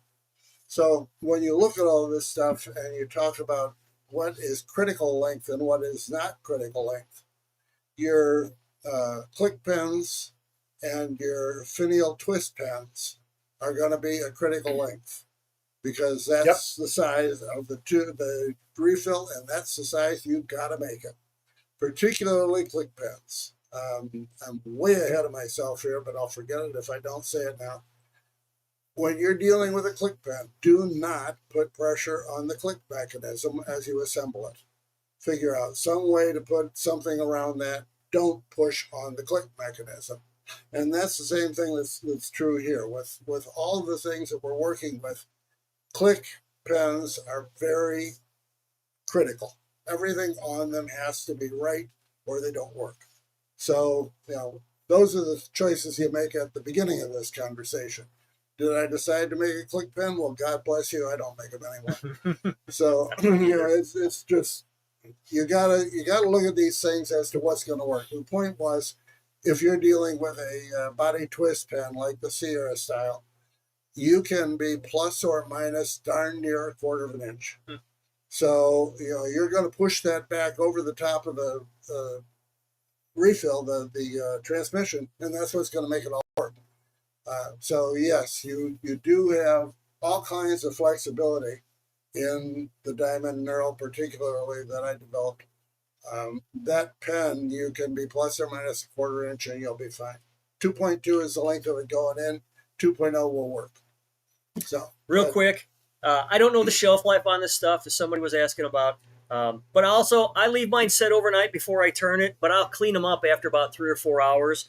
That way, the foam isn't as hard and it cleans off a little easier. But if it dries up on you and it's getting clogged, as somebody said, you're not turning enough. But also, the banter in the chat has been a blast. It's been awesome. But I'll also take this off, and then I'll take a small dental pick in there, and I'll pick the hard stuff around the base of the cap where the nozzle is. But I've never had it dry up in the bottom. So, okay. So have we covered gluing in the tube? Yep. And I agree with you, John. I let mine sit at least overnight. Yep. So if I'm going to do painting of the tube, we do that one day, then we let that sit 24 hours, then we glue the tube in, we let that sit 24 hours, and then we do our finish up. Then we actually do the end trips. If you're going to paint it and you wait 24 hours for it to cure, that's perfect. You're doing great. Don't use CA. No. Because even on a couple of day old, CA on your tube is very likely to scratch your paint. Yep. Well, it'll eat it too. Yeah. Yeah, the CA will definitely melt and eat the paint. So Yeah. generally, if you're going to do anything with painting, epoxy is very good. Yeah. Do we want to talk about that next? The painting. Sure. Okay. So Yeah, and prior to me epoxying in my tubes, I paint all my tubes. ooh, I like to take the tubes. Well, that's pretty. Hey, you got something new. Yeah, you catch the bag. I usually, I'll hang all my brass tubes up on wire. I'll run a dowel rod up them and hang them up in front of a shower curtain, and then I'll spray them all. If I'm going to be using, I like to usually have black on hand, white on hand, and then if I know I'm going to turn some blue blanks, I'll spray them blue or purple. I always try to pick a paint that matches the color of the blank that I'm turning. see, and yeah, for me, there's not enough diversity in those inner colors, so I'm just kind of binary. I do light or dark. Yeah. And so what we'll do is we'll drill the hole. We use a Q-tip, and the paint I use is apple barrel paint from Michaels. And here we go. Dean, can you go to the smaller camera, please? And leave it right where it's at if you want. So this is a yellow blank. This is the pen when I painted the hole yellow. I don't paint the tubes. I simply paint the hole. And then this is the same pen, same blank, and I painted the inside of it black. So I don't know if hopefully you can see the difference in that. Yeah, you can see it. Significant difference in it when you're doing the paint. This one's painted 100% white in the middle. This one's painted all the way in black. And you say, well, does that work on darker colors? Well, here's a darker color blank. And here it is. It's going to be a little bit harder to notice, but it makes a great effect. So here's white in the middle in the hole. Here's black in the hole. When you paint with white paint, you're going to pull out the white line pretty nicely on almost any color that you're working with. If you look at your blank and you say, well, it would be nice if the white was whiter, just use white paint on the inside and it will do a good job of pulling that out. What you have to be careful about, though, is the type of blank. Not all blanks are created equally. So some blanks, if you paint the tube white, you may wash out that dominant color. It may be extensively faded in the thinner areas. True. So it won't keep that rich, deep color. And one more, Dean. Here's another technique that I do on occasion just to differentiate myself. Is this one is simply the top of the top and the bottom of the bottom are painted black, and I kind of slowly vignetted it. I painted the whole thing white down to the middle, then I vignetted it in, and so you can see that the top of the bottom and the bottom of the top are just the white, and then the top of the top and the bottom of the bottom are painted black. And once again, it's just a great effect. I think you should have transitioned with maybe some other colors, some rainbow. You effect could in have. there. Yep, you could have. But you know what? The whole spectrum across the blank. When I see you steal that idea next month, that'll be it. Well, and again, I depending on what the blank is, I always do both. I paint the tube and the hole. I know painting the hole is very essential. Whether or not you paint the tube is up to you. Always paint the hole, but I always paint the tube as well because I like that security. For me, I've had the tube scratch the whole paint, and then I've got this piece of brass shining through somewhere that I didn't want. So I paint the tube as well. But we use different paints, so mine goes on a little thinner. So rather than put all the color in one spot, I put a little on the tube and in the hole. So I do want to comment on this one because I'm watching the question. So JP says, you can buy pre-colored tubes and can't see for certain sizes. While I agree with you, John, you just amplified on that point perfectly. I still like to paint the hole because if you think about what's going on is on this pen, what I want to happen is I want the light to hit the paint and bounce out. If I let it go through, hit the glue, hit the tube, then have it bounce out, I've now had that light have to bounce through 2 layers of glue. And you can see it. If you look at it real close, you can sometimes see the little bit of glue or something else that's in there. So I love the fact that you double do it, John, and that's the way to do it. But I did want to point that out that, even if you use a colored tube, I would still paint the blank. The weird thing about it is once you get it in there and you get that done, there's no going back. So take that extra 24 hours and one set of Q-tips later to paint the inside of the hole. Sure. Now, when you're turning wood, I don't ever paint a blank. Nope, ever. Nope. There's no reason to put paint in wood. Except hybrids. Exactly. If there's some sort of resin, or if you've got maybe a Banksia pod or cactus blank and you can see parts through it, then obviously you're going to have to paint it. But if it's all wood, there's no reason to put any paint in that hole. The wood is going to be opaque enough that you're never going to see your brass tube. So you're only going to paint it if it's acrylic, some sort of plastic, resin, acrylic, something like that. Excellent point, John. Thanks. So is there anything else? So you want to talk about the paints you use? You use the acrylics. So I use apple barrel paints. I get it right at Michael's. And I am binary. I'll only use black, and I'll only use white. But Ed, I know in years past, you've had a great technique to save a little bit of sliver of the pen blank. Yeah. You want to talk a little bit about that? Well, as you were talking about cutting it off, you've got a certain portion that you're going to end up with at the end that you're going to cut off. It's generally going to be 1/4 inch-ish.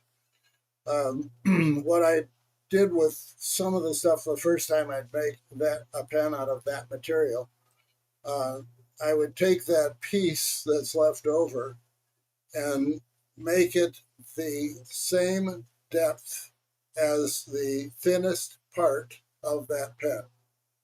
And then take that and use the color stick that I had at the time behind it. I would actually polish that piece that came off of the blank. So it will now do just exactly what the end of that pen is going to do.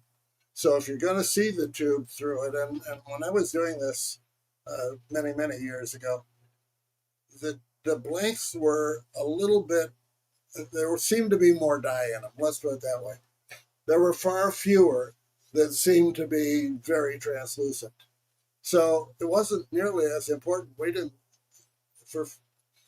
shows from 1995 through 2010. 1995 to 2005, I don't think I ever saw a blank that needed to be painted. Once I got beyond that, first, a lot of what I dealt with at that time came from Europe. It did not come from China. But then when I got to the point of seeing that we were seeing tubes all the time, that's when I started to develop these concepts. So it isn't something I've done all my life. It's just something that I looked at the end and said, you really should know what it's going to look like. And you can do that by saving your waste. Yep. So Go ahead. So when it comes to this one, I'll look in the comments. Tell me if anybody has seen this. My favorite thing that I see on Facebook is when someone doesn't paint the hole nor paint the tube and paint it, and they say, this is my favorite thing, you could see the brass tube, and it was the effect I was going for. Yeah, Anybody see that? Anybody else see that on Facebook? Tell me if you think that's really the effect. Yeah. If that's the effect you were going for. So Mark's using acrylics and a Q-tip, and he's painting the hole. I use spray paint. Spray paint for me goes on much thinner. Yep. And like I see it in the comment section, a few of you are playing around with different colors for different blanks. I prefer that because when I'm picking out a blue blank or something of color, I want that color. So I'm using a dominant can of spray paint. So I'm using Rust-Oleum. So it's the 2X Rust-Oleum. I'll use either blue, red, orange, green. I'm not worried about shades. I'm just getting an in-the-middle color, just something to kind of hide the brass shine and just accent that blank color. And I hang them up. I lightly spray them just so that the brass is covered. And then I'll take the blank.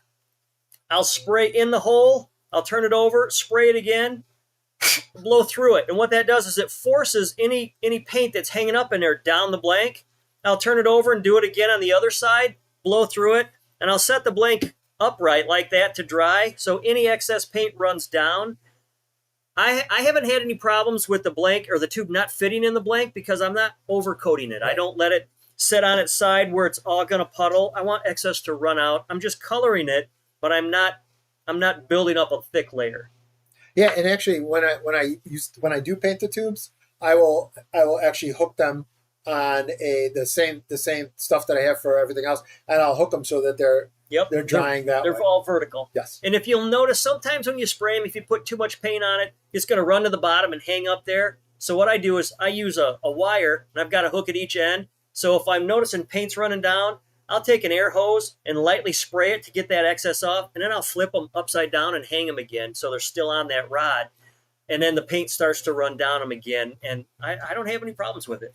So, Dean, are there any questions that we haven't covered? Because I think we've got this topic down. We want to start going on to some of the next topics. Yep. So I have to say, I don't know because there's a ton of chat today. There's a lot of conversation, which is great. Yeah, you know what? There's so much chat going on. We feel we don't even need to be here. There's a lot of great comments going on, and I'm enjoying that. So somebody had asked, how do I get the spray paint in there?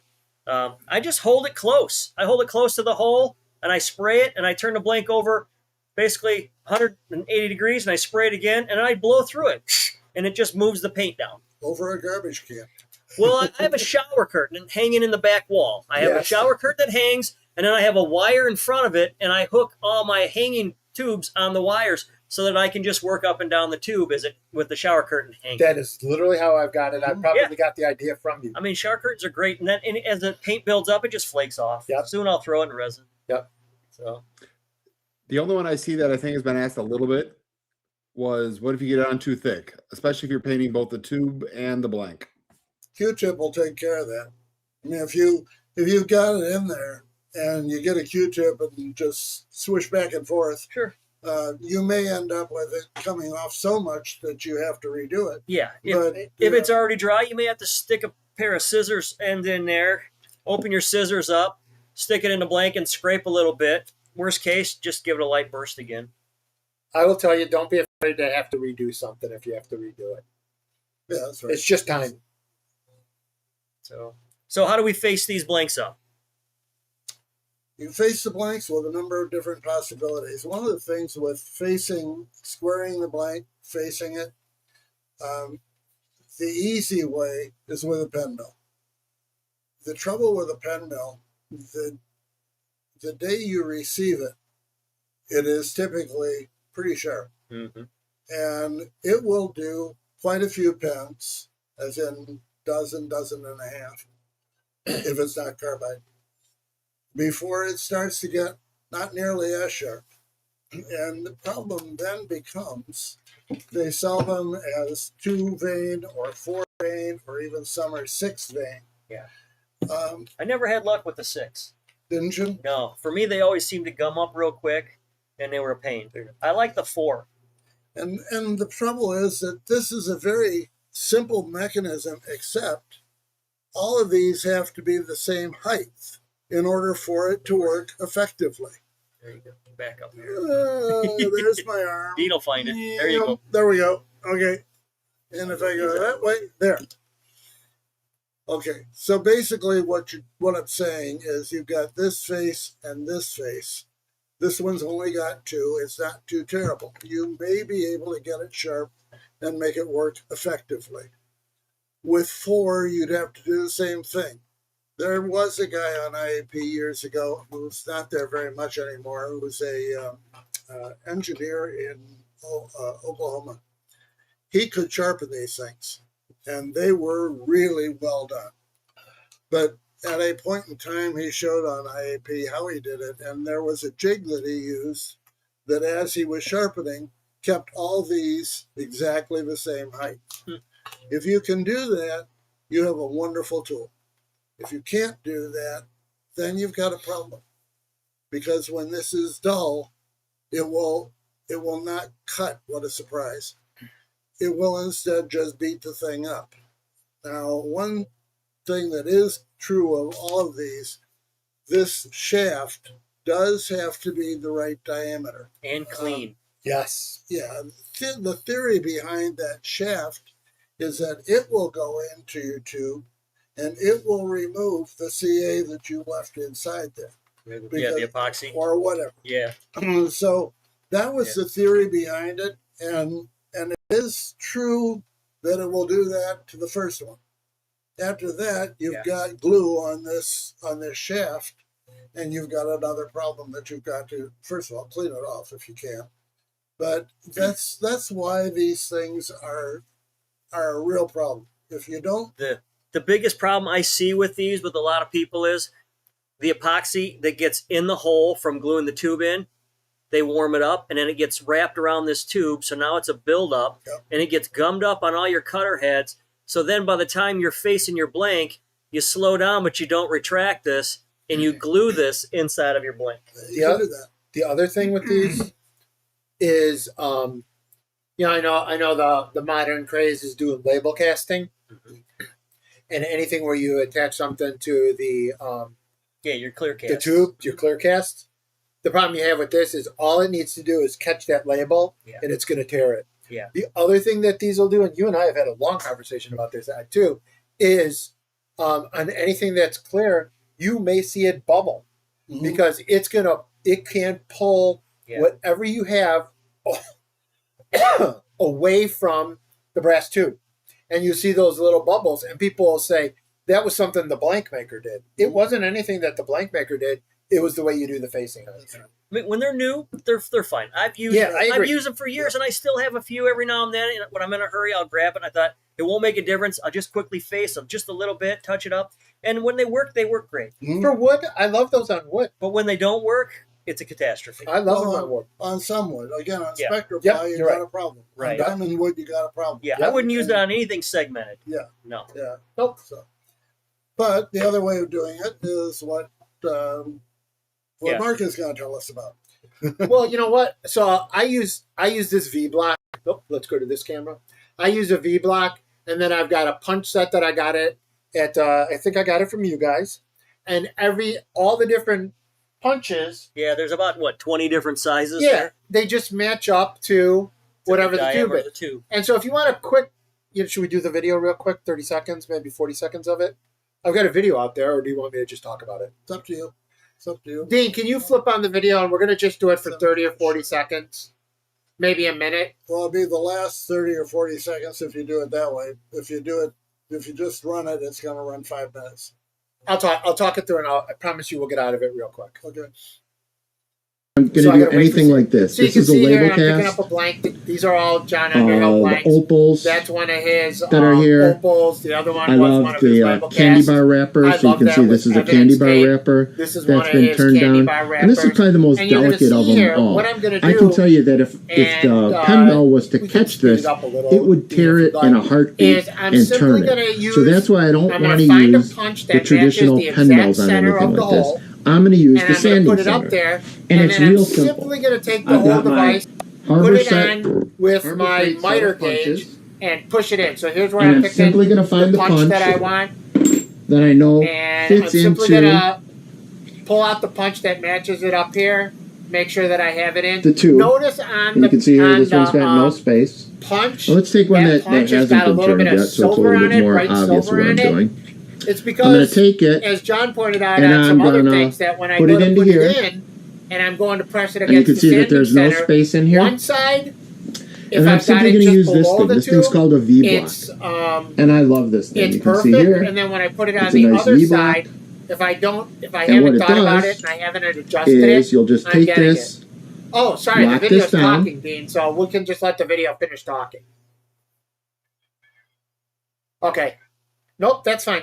And so you can see here, all I'm going to do is I'm going to get it to line up. And let me just show the setup on it. And then we're going to be kind of done with it. So, sorry for having the sound on the video. If you're interested in this video, it's on 10 Minutes to Better Pen Making. It's literally one on finishing ends. So let's let it speed up, Dean, till the point it goes up on the sanding center. And that's all we're going to do. Won't take long. Yeah, what's nice is that V block actually holds the bar regardless of what size rod you use. It holds it perfectly center. Yep. So there it is, and that's all. I don't know that we need to go much more than that. You're good. Okay. This doesn't take long. This is Yeah. about 30 seconds. All right, so you can see here what I'm doing is I'm just pushing it up. I'm going to put the blank up on the V block. I'm going to take the V block. I'm going to use it against my miter gauge on my sanding center. And I'm simply going to push it in, turn it on, push it in. And I am going to listen for the sound. I can actually hear when it hits into the brass. When it hits into the brass. Now, so you and I do it a little differently, because what I'll do is I'll hold the V block steady to where the blank is about an eighth or a quarter of an inch away from the sanding pad, and then I slide the blank into the actual sanding pad so that I'm not moving the whole block. I just sand the blank. Yeah. You know, so I can just bump it a little bit. See, I'm just gonna take mine down. That way I don't sand the rod down. Push it in, check it out, and I'm done. Then I would flip it over and do the other side. And So, you'll definitely hear it when you hit the brass. yeah, you definitely do. Yeah. All right, so Dean, that's all. That's the only thing that I wanted to talk about. I love the V block for doing a lot of things because it gets me. I don't have to worry about embedded objects. Well, I don't have to worry about label casts. you can only get pen mills so many sizes, Right. right? So what do you do for them odd size that you don't have? You either make a sleeve or you try to buy a sleeve and put it on a 7mm shaft. So the V block's great because there's how many rods there of every size, and you can just match it up to whatever tube you're using. And there's been a harassment that none of my 10 minutes of better pen making are 10 minutes. Yeah. Well, they all know Well, that you by know now, what? don't You get what you pay for. they? Well, and there's 10 free also minutes. there's also jigs that you can do the same thing, but you do it on the faceplate of your lathe Yes. Exactly. and sand them down. The offsetter sanding jigs, Rick Harrell has, and I know Ed, you have one, and you've made your own faceplates with plywood and just glue the sandpaper. And there's so many options. It doesn't just you don't have to just run out and buy a disc sander for that. If you don't want to have to buy any of this stuff, I have 3 different videos on that are now on Exotic Blanks, but this is all stuff that I did years ago, so it's not stuff that I thought we really had to come up and do it again. So Sure. if The you're Answers with Aardvarks is asking exactly what you're saying and where you Yeah. can get it. So, okay, there is a channel on YouTube that is Exotic Blanks, and it is now separated to some extent because we're doing these live presentations. That's on the live section, but I had 120 videos before we started trying to organize them, so they're all there now. Dean was kind enough to move everything there. So anything that you want to know about and you find that you're having trouble finding it, just send me an email again and we can figure out where it went. But most of the stuff is pretty simple to find. so my Yeah. preference definitely is the sanding over the barrel trimmer. Probably 95-5. Now, and there is a trick to that also. And I learned this from Ed, especially with snake blanks. Turn the blank down Yes. till you're maybe an eighth or so of an inch above finish, and then bump that at those ends and sand them, because you're moving so much less material. It sands down a little smoother, a little quicker, and you're not fighting and gumming up your sanding disc with all that extra material. Yeah, so to be clear, you're actually putting it on the lathe, you're turning it down, Turn it down. you're and getting it then- round, Yep. and then you're getting it down to about an eighth of an inch or something like that, and then doing that Yep. sanding preference. I love that idea. The Yeah. only thing you have to be careful about if you do that, don't get down to the bushing anywhere, because you Right. are turning when you leave those 2 ends, when you don't square those, everything that you're doing is out of square. So when you decide it's time to take it off the lathe and square the end, when you put it back on the lathe, it's going to wobble like crazy because it was not square while you were turning it. You want to make sure that you leave enough material on both ends that you don't get too close to the bushing size. So if you see any of the last 4 or 5 videos that I've done about turning pens, I have included that part of it in those videos now so that you can see how to do it. But I think it's important that we make it clear that if you go too close to the bushing, you will get to a point where, yes, you can't get it round because you don't have enough material left. So Betty beat us to the point we just talked about. Thank you, Betty. I see Payme is talking about, this is a great one too, is just using the back half of a drill bit. Yep. I've done that Excellent, also. excellent one. So, and a lot of times before I turn a blade down, I like to seal it. I'll seal the end grain. If it's wood, I'll seal these top end grains with glue boost, ultra thin glue boost, because it'll wick in and seal that.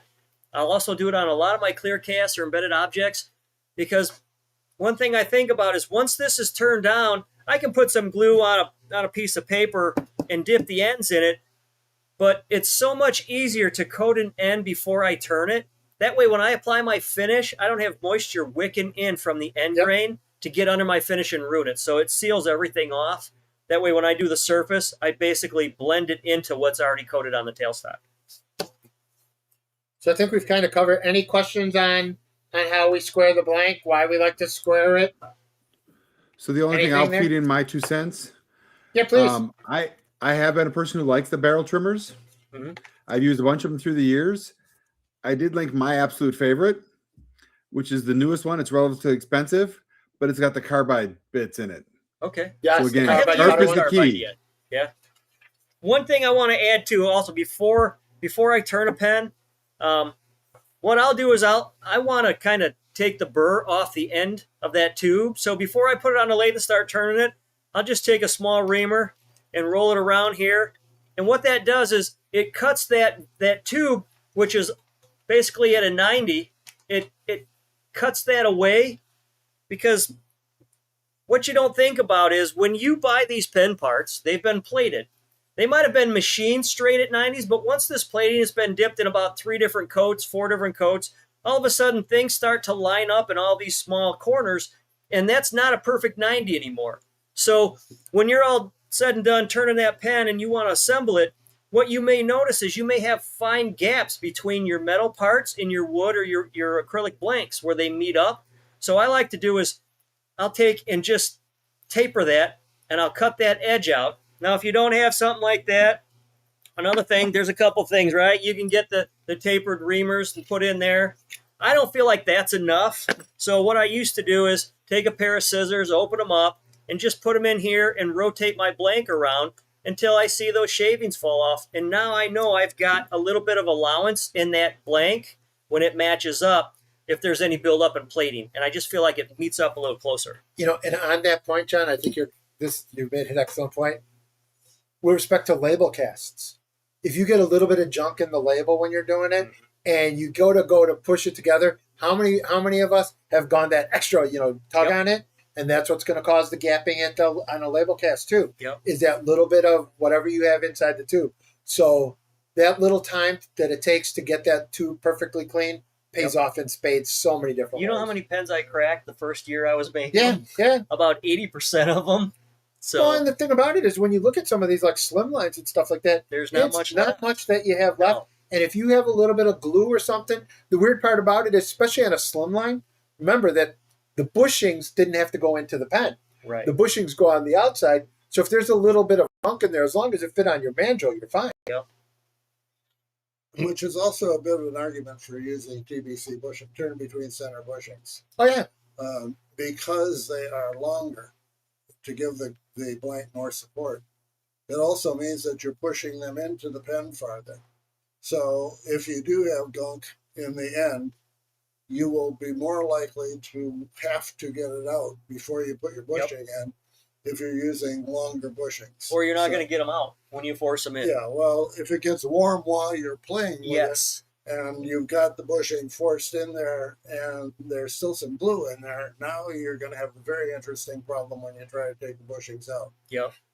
Been there, done that, by the way. And I like to clean them before I turn them because they're easier to hold on to. Yeah. Once they're turned down and small and you're trying to work it, I'm not going to mess it up because I've got more material around that tube, so there's less room for it to expand or bend out of shape as if it were already turned down and thin. So I do it before I turn it. So that kind of leads into how do we set up the lathe? How do we set up the actual turning? Can I bother you 1 Go second ahead. before that? Mhm. One thing that I love you talking about is not all acrylic is acrylic. Are you willing to do that for a few minutes? Sure. Acrylics come in a number of different flavors. What we did when I was turning for shows and so forth, almost everything was commercially manufactured. So most of what we dealt with, a lot of these problems didn't exist.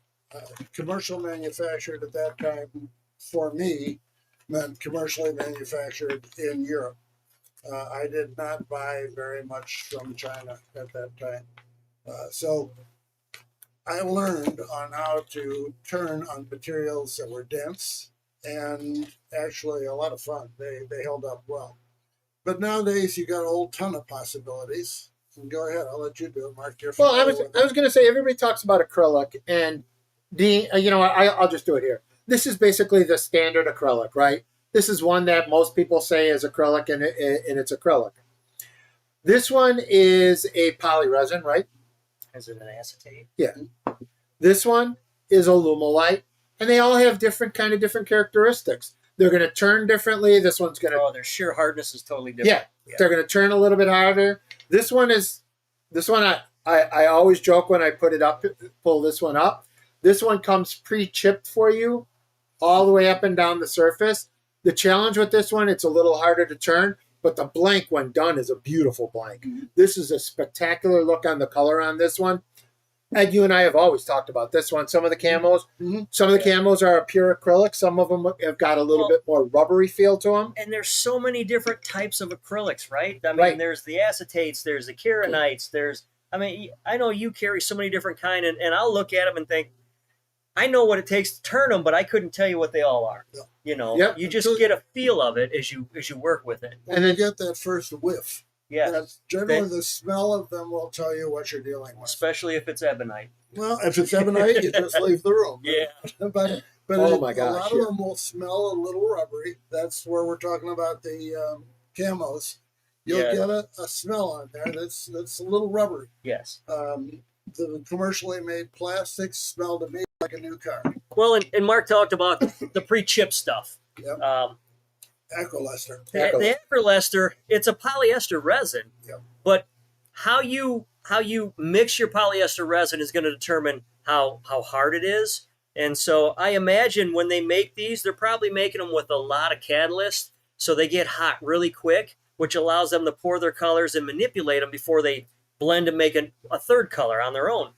So not all acrylic blanks or not all cast blanks are going to turn the same. It really comes down to how much hardener you use. Epoxies turn different than urethanes. Urethanes turn different than polyesters. It's the nature of that recipe. Well, and it's another thing that I see, and I'm not critiquing anybody on Facebook because I go there as much as I can, and I love to chime in and ask questions myself. But you'll see a lot of, and we're going to debunk a myth coming up, right? One of the biggest myths in pen making is you don't need to put a finish on an acrylic blank. Mm-hmm. And that's because 90% of the people think an acrylic is an acrylic. Right. And it's not. And any of your polyester resins, you don't have to. Yeah. The keranites, the all that stuff, you don't have to. It's such a hard acrylic or a hard material. Where you run into your issues is when you're working with materials that are a little bit softer, like your epoxies and your urethanes. And I advocate putting a finish on them because the finish is harder than the material, so it gives it more of a gloss. You can get them to shine. You can't keep the shine as long. You really got to work at it, and it takes a lot less time to apply a CA finish than it does to get the shine that I'm trying to get in my practice. Mm-hmm. So I always just go with the CA finish over it. Well, and the nice part about it is you just hit it right on the head. When I'm doing a CA finish on a wood pen, I'm doing 2 coats of medium, then 2 coats of thin. When I'm doing it on an Alumilite pen, I can usually jump just really to either 1 coat of each Sure. or you, 2 coats of, I might, 3 coats of the finish. depending on what it is, I start everything out with ultra thin because ultra thin fills scratches. So my CA finishes always start and end with ultra thin. I put 2 coats of ultra thin on it, whether it's acrylic I've turned or it's wood, whatever. It fills in my sanding scratches, and then I may put 2 coats of the thin, which is the orange label. Filling divots and all that stuff is a whole different beast and takes longer. All of your blanks will dictate how much time you spend on them. But once I put on my medium or my thin layers, I may go in there and steel wool it a little bit out just to knock down any ridges, spiral ridges from the application. And then I'll put 2 coats of ultra thin again and then micro mesh it. So earlier in the conversation, John, you mentioned Ebonites. And Ed had some that I think is going to be up on his website pretty quick. Yeah. It's some that I won't say is new, but it's recently found in exotic blanks when we've been walking around here. And Dean, I don't know if we can get a zoom in on this other one. So I turned one. I'm going to walk up here so I can get it closer to the camera. So stay there. I can zoom. The shine line's a little bit of a challenge. Yeah, tilt it. There you we go. I mean, that Ebonite is Yeah. just I can't wait. See, if you can stand the smell, it's really worth it. But this stuff is, you do have to have a nose plug. It is, and I mean, it makes such an elegant looking pen. Yep. So I've got that one. Somebody asked earlier, how would you turn this material, the inlay sack polyester? Hey, I Dean, think that'll also come to the same here. Yeah, Dean, can we go back to? Yeah. There's the Ebonite on an Infinity. And the shine line on it is incredible. I'm trying to get it away. Yeah. So yeah, I see some talk in the chat about the inlay acrylaster. It's a really hard material, but it also has a very low melting point. So you can't get it real hot. You can't over sand it. You've got to work a little slower speed. But you mentioned, I use carbide. I sand it down first. I was just going to say that. I take it to the belt sander Yeah, and I knock down the corners so it's not such a hard corner to turn off. That way, those pre-chipped areas are smoothed out a little more, and it tends to turn down. Yeah, so to sum it up, yeah, it's not uncommon that I'll take it over to my belt sander. Yep. And I'll rotate it. I kind of just use my fingers. I'll rotate it around, get all the edges off it. But it's beautiful stuff. And then I will use a carbide cutter on it. I just find carbide in general. And then if I really want, if I'm doing some delicate part of it, negative rake cutters work great on it. But it's just going to be a little bit slower. Anything where you're doing negative rake, it's going to be a little bit slower on it. But that's how I get it down. And then putting the finish on it. That's one, because of the material, you hit it on the head. I don't need to do a CA finish on top of that one. Typically, hard. It is hard, and the finish on it is spectacular. They just shine. They're beautiful. But again, if you get them hot, they'll break down and melt. When I first started, I was having problems turning it, and I thought I'll just sand it down to the shape, and I literally got it so hot that it just flexed and fell right off the tube. So it was rubbery then. I remember years and years and years ago, you would, and maybe I'm the only one who ever did it, but if I tried to sand something, it would kind of melt, and then when it would harden, you'd have a hard bump in it. Yeah. And so when you go to turn it, you'd still feel this hard bump. You'd create a bubble underneath. You created a mass. Yeah. And then it'd cool off and get hard again. Yep. So somebody also asked, as far as C8 finishes, preferring flex, and that is a yes. I only use Glue Boost. I started 20 years ago. I've used probably every CA on the market, and honestly, I've found Glue Boost and I stopped looking because it's made to be a finish. It's a finish in a bottle as they advertise, and it just works. It doesn't crack on me. It's not brittle. It just seems to hold up. I don't have to apply as much. I've had great results with it, and it's a flexible finish, but it's made to be a CA. Or it's a CA, but it's made to be a finish, and that's the teal, the orange, and the blue bottles. They also have a CA line, which is the red and the bright green. Those are just CA adhesives. They're not a finish, but the finish ones are the teal, the orange, and the blue. And if I could just dispel a myth with Glue Boost, since John and I do a lot of the testing for Glue Boost and stuff. One of the biggest things, I'm having a cough tonight. One of the biggest things I think both of us talk about, and I've seen, and you too, Ed, when you're talking about things on Facebook, it's more expensive. And it clearly is. Mm-hmm. But if I'm doing 4 to 5 coats and I'm done, as opposed to literally, I've seen people going, I do 12 or 13 coats of the other finish. Saying half of it off to get it level. And you're taking 3 times more product to get it to that point. So as long as the price was not 3 times more, you're still getting a finish, and you're just going through the sanding process. And I'm literally done. My finish, my CA Glue Boost finish takes me 3 minutes, 4 minutes to get a spectacular finish on a pen. I agree. So I'm not going to. You don't have to sand it off. Yeah, it goes on. It levels out. And then the other product along the way is, as you know, and you've talked about it too, is actually using lacquer shot on pens. Mm-hmm. And lacquer shot on a pen. If you're uncomfortable with doing a CA finish on it, spray lacquer shot, let it dry, spray it again in 10 minutes, let it dry 24 hours, bring it back in, sand it, and you've got a spectacular finish with lacquer shot. Yeah. And it doesn't run you out of the shop. No. It's good stuff. So sorry about that. So do we want to hit and miss a little bit on mandrels? Yes.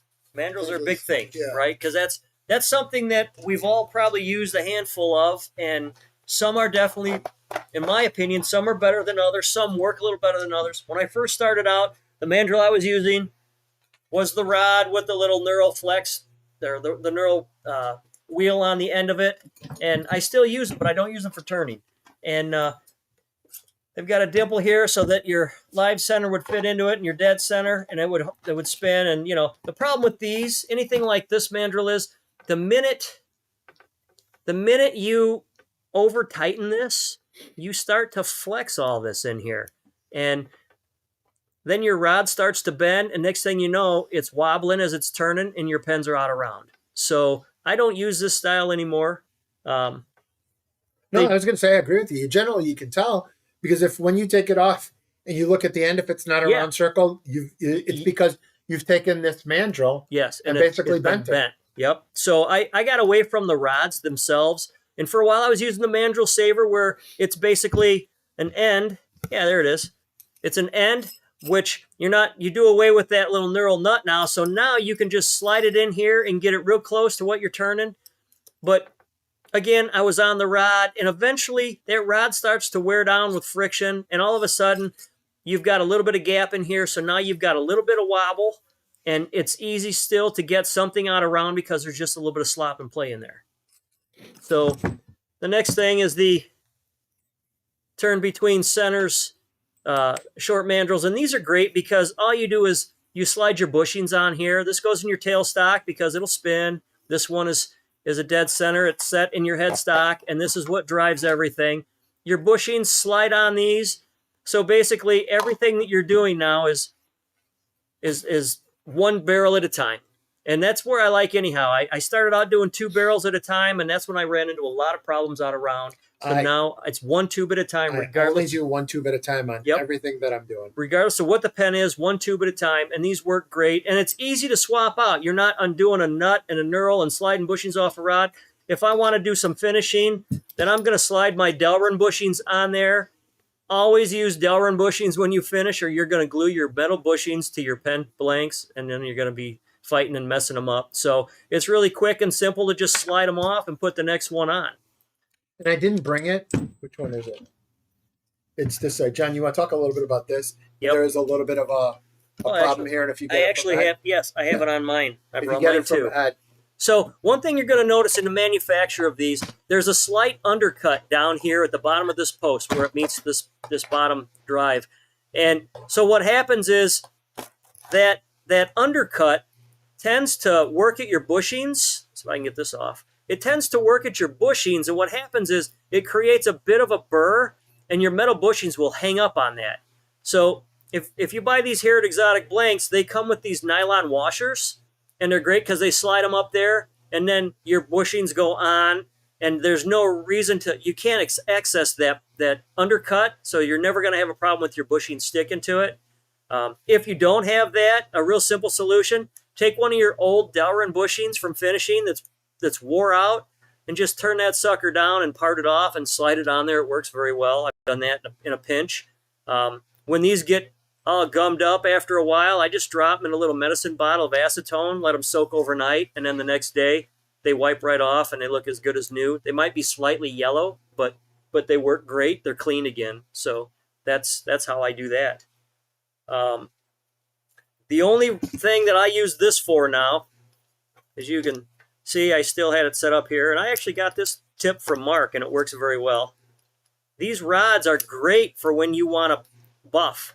So after you've turned your blank and you've micro meshed it, this is how I buff mine, because now I can hold on to it. I leave the knurl where it's at. I put a 7mm tube on it with 1 Delrin bushing. Then the cones and the Delrin hold it, and so I basically hold it like this and work it around the buffing wheel, and I can flip both sides depending on what I'm working at. As this is buffing, it will spin, and I can stop or allow it by how much pressure I put with this top brass tube. But I'll go through all three buffing wheels on the buffer, and never, the blank doesn't fly across the shop room anymore. I don't have to look for it in a pile of sawdust because it's all contained on an easily held rod. So I think Dean wants to stop us for a second, right, Dean? I was wondering if you're going to catch that. So a couple things here. I will say time check. It's 20 to 8. And the second thing is it's time for our giveaway. Oh, And we'll put it on the sounds like screen. Don has that under control. Type exotic to get in on the giveaway. Yeah, we didn't even talk about that. So we're as surprised as you guys are. I can't wait to see what I win. Yeah, what are we giving away? So I think, Mark, your entry for this is right along with my entry for that lathe at the MPG.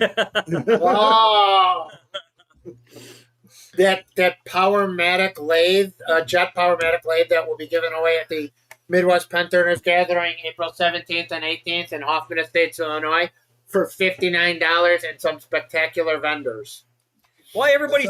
Somebody asked, where is the website for MPG? Did you answer I pasted that? it. Okay, thank you. I'll paste it once again at the end. The answer, by the way, is www.MidwestPenTurnersGathering. Oh yeah, no, our producers, he's on top of all that. I seen it The go up. whole thing you have to type without a typographical error. And if you succeed at that, you will get to the correct pen site that you're looking for. I I want. was at the wrong one twice this week. Oh no, really? Really? Are you telling me you don't just save it in your browser and keep it as your screen? That's Yeah, it's my screensaver browser. Every time anytime I bring on my browser, I made it my homepage. Wow. I want real quick while they're typing in exotics. One thing we didn't mention that I want to talk about is using the glue boost. And obviously, we're using it to fill holes. We're using it to apply finishes, fill cracks, any of that kind of stuff. But when the bottle comes with a tip, which is okay, it works great. But in pen turning, sometimes you want to be real precise about where you're getting your glue. And I will tell you, it's real easy to get a glue buildup over this because maybe you squeeze too much or you tilt it too much, and next thing you know, you're getting it on your fingers. So these whip tips that come out, these are a lifesaver. And I want to put it to where you can see it against the black. They allow you to really get in there and just put the tip where you want the glue as you apply. And you can see it come down the tip. Yeah. So you know exactly how much is coming out, and you're not wasting excess glue. It's just a small piece of it. And when I do my finish, I leave them on, and I take my paper towel, and I just put a few drops on and rub it in. So these are really worth it. After a while, you might get a little bit of gum up around the bottom, but once I put them on the bottle cap, they never come off. When they're sitting in my Glue Boost caddy, they're sitting just like that with the tips on them. So, and where did you get that Glue Boost caddy?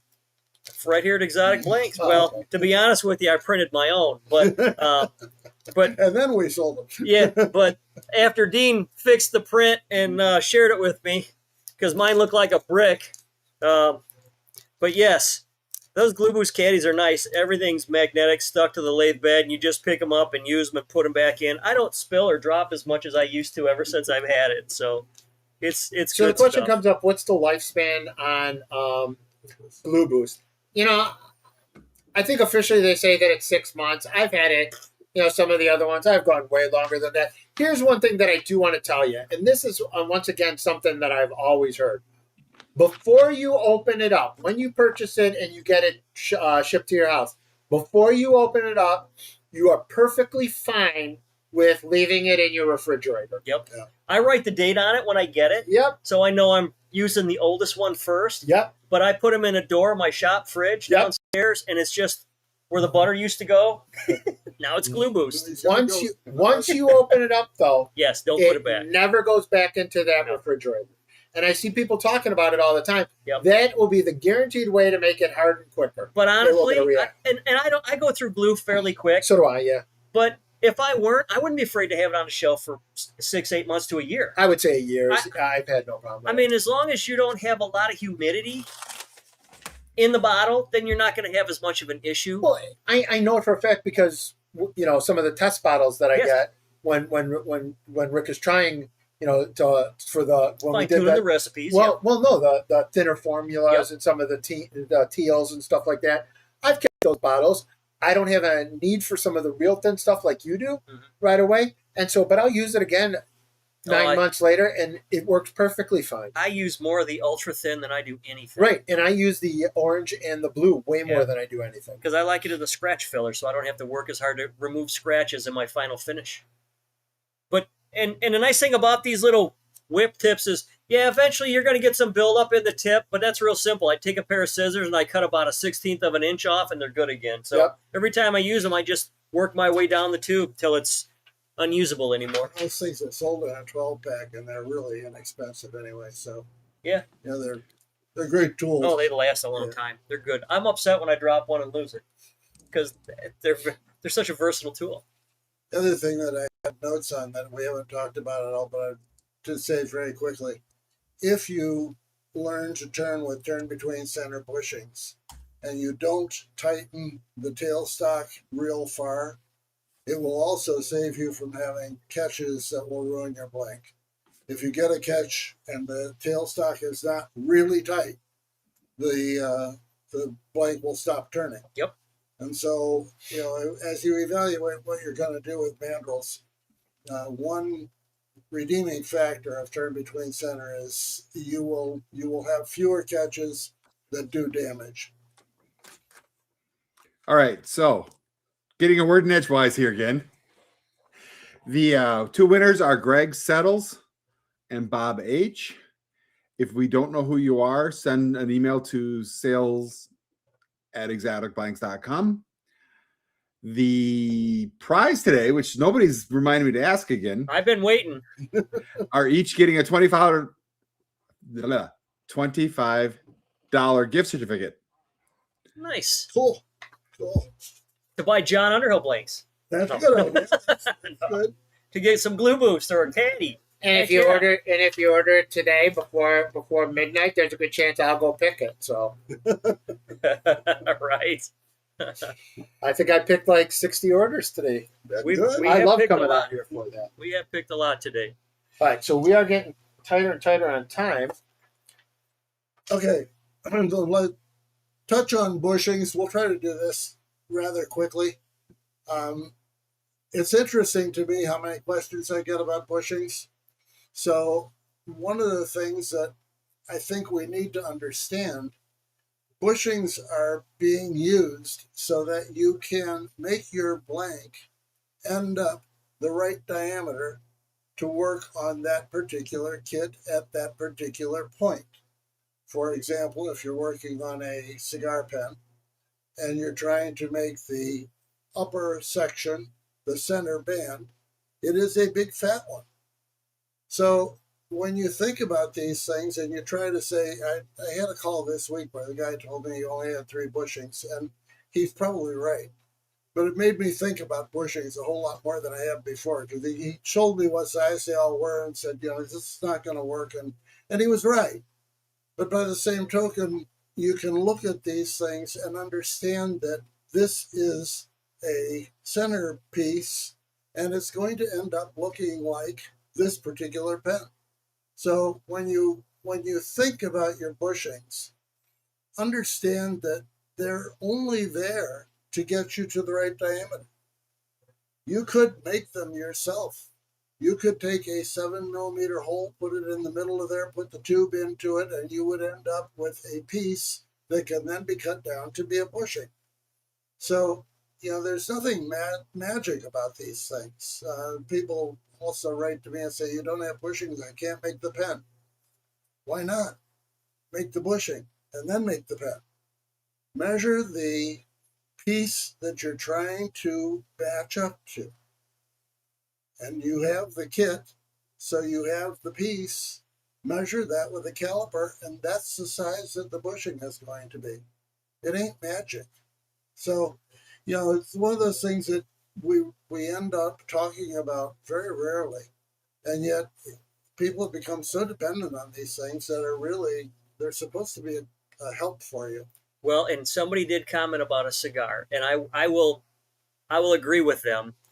because I've done it also. When I first started turning pens, the cigar pen was the one. It was so hard to figure out because they're so close in size. Well, They're the only very- ones that are close in size are the cap and the tip. Right. The cap and the tip are Yep. very close. Exactly. So Yeah. it's very easy to get them swapped. Yep.